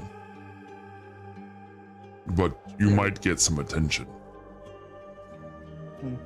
The attention is less so of my concern, as long as everyone knows that I'm not breaking the law. I've seen what happens to people here who break the law. It is appreciated, citizen, that you do not break the law. Well, many thanks. And a good day to you. You as well. I take enough full steps back to not like send dirt flying at him, and then I fly off. Just sandblast him a little bit. Yeah, just a little bit. All right. Shut up.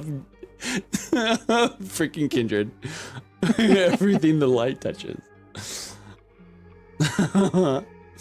Anyway, all right, so some of you PayPal, really? gather together. Escrow, what are you gonna say? Just during this time, being as it's becoming later in the day, Fanch and I will have gotten a spare change of clothes, probably, and are preparing to make our way to the estate. Which is where exactly what I was going to. Yeah, just one of those little things. Like, okay, so at this point, Iskra's accumulated a lot of clothes. So it's like, I've got. Do you want the festival dress or this one, like the sparkly wind one? It's like... Honestly, just something simple will probably be fine because I feel like I'm gonna throw up if I'm completely honest. This one then. And we don't need to do like a whole big role-playing thing. Yeah, just sprinkle a little flavor in there. Asked if y'all wanted a +1 since I ran to meet y'all to give you your potions. It's up to you. Yeah, we might be able to get away with a couple people. I know Arjun was interested too. And honey, no, it'd be great to have both of you Get your ass around. over here. Okay, so who is wanting to go to the estate? I guess Kindred and Arjun. All I right, think more than that might be a little suspect. Yeah. it's fair. It's fair. And you are the guests of honor, since you are. That's why you are here for them, right, Iskaros? You and Fanch are here for Kindred and Arjun. So Yeah. It'll fly probably. And if each of us was allowed to bring a +1, then one of them, one business partner and one partner of the business partner.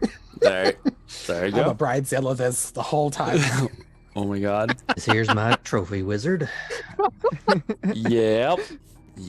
All right. So Arjun, Now behave. you are assuming the role of business partner. Yes, if no one objects, I can do that. And I'm gonna be my best, channel my inner Neferu. Oh my god. Okay. I would That'll just be good. Having a Thayan socialite with us will be helpful. Okay. Go ahead. What were you gonna say, Arjun? I was just gonna ask Fanch, and you can send me this after if that works better, to just explain as much as she can about the old business that I have assumed. All right. I will send that to you afterwards. I also would have said to Team 2, Team Not Estate, like, hey guys, I'm really curious about those rumors of the shipment on the Good Fortune. If you've got any way to either sneak aboard or if it's stored somewhere else, get a close look at it or get a hand on some of that stuff, I think that would be a good use of our time. Okay.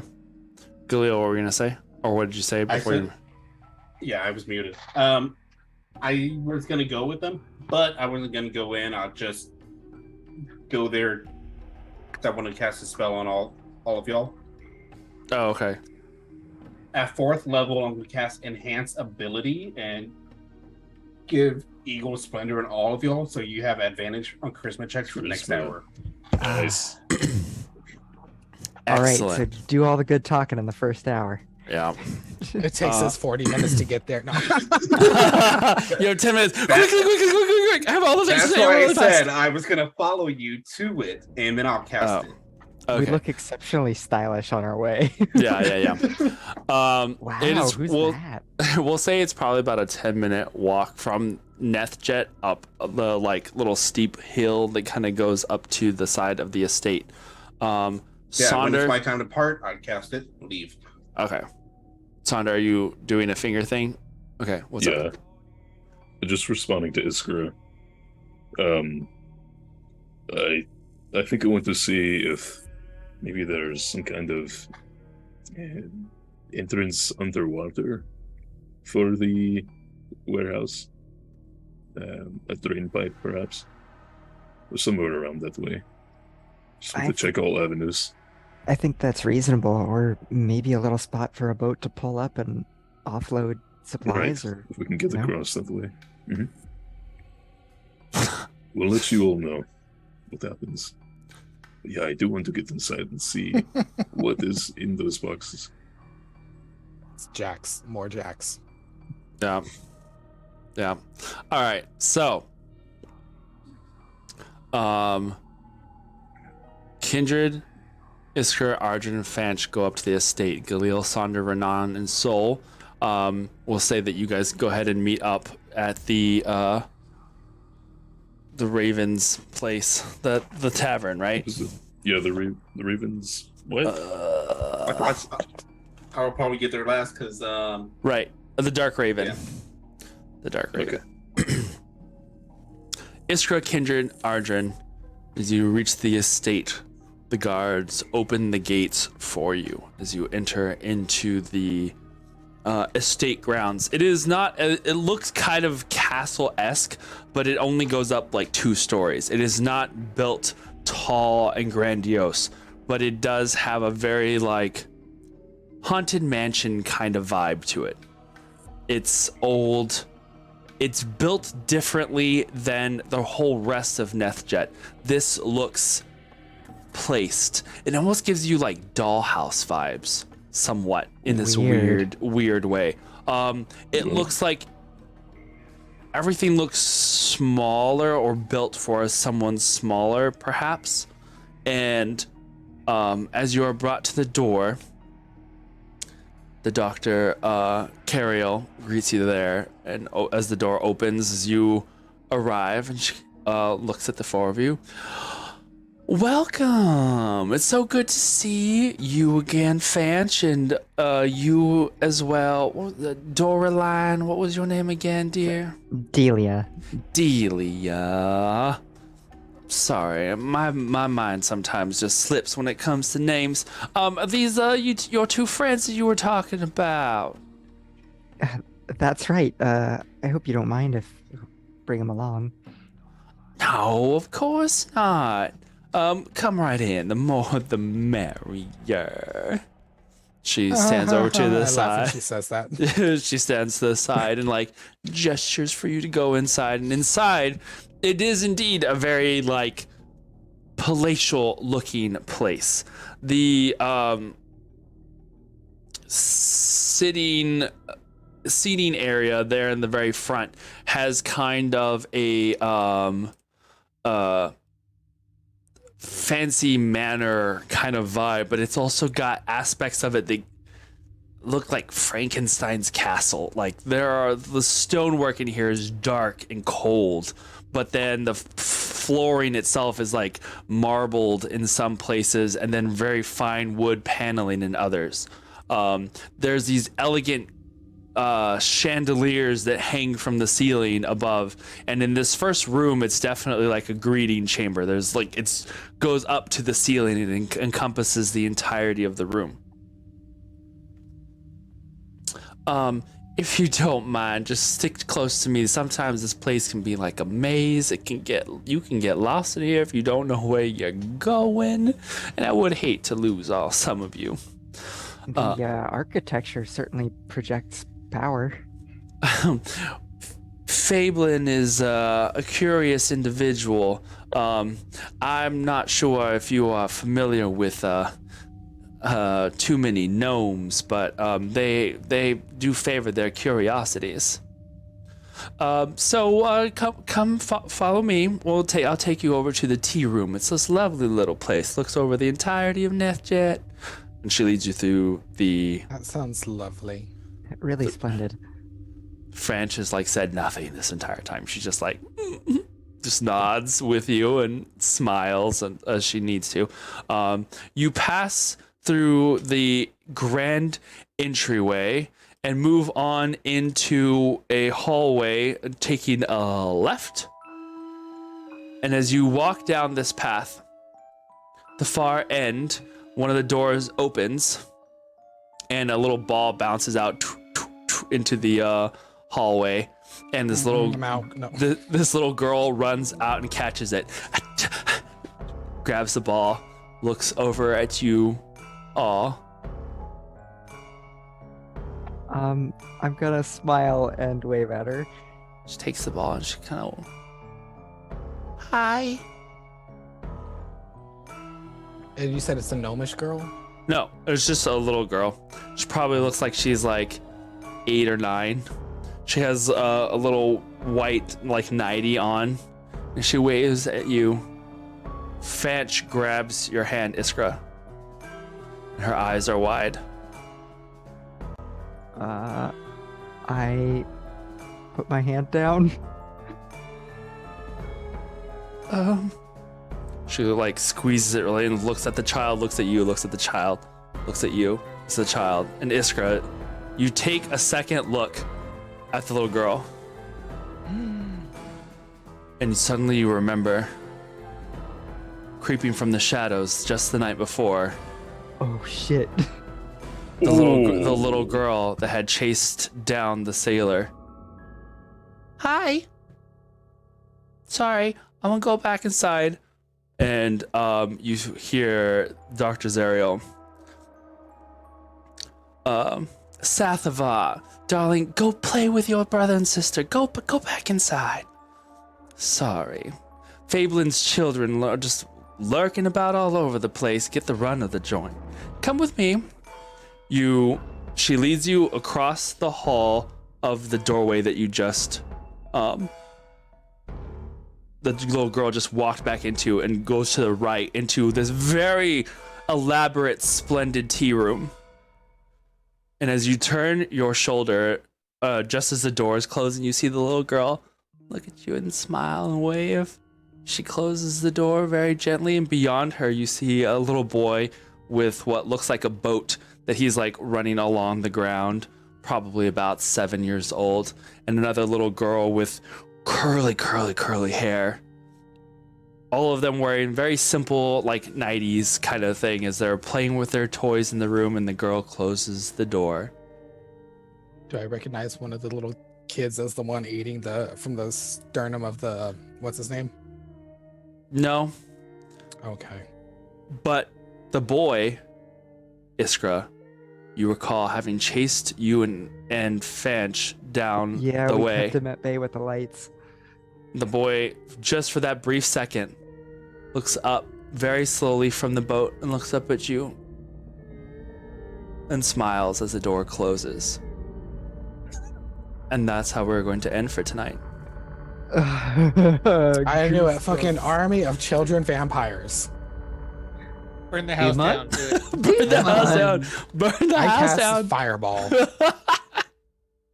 We wouldn't blame you.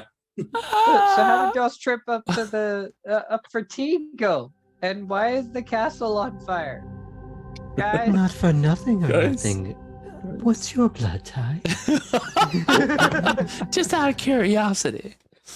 Are you mad? I am your daughter. Isker's freaked out, but it's time for her bleeding heart to decide we're gonna break the curse. Save these children from themselves. Yeah. Oh my god, I'm excited. Things are spicing up in NetJet. Oh my gosh. Marla's toys suddenly got way darker. Yep.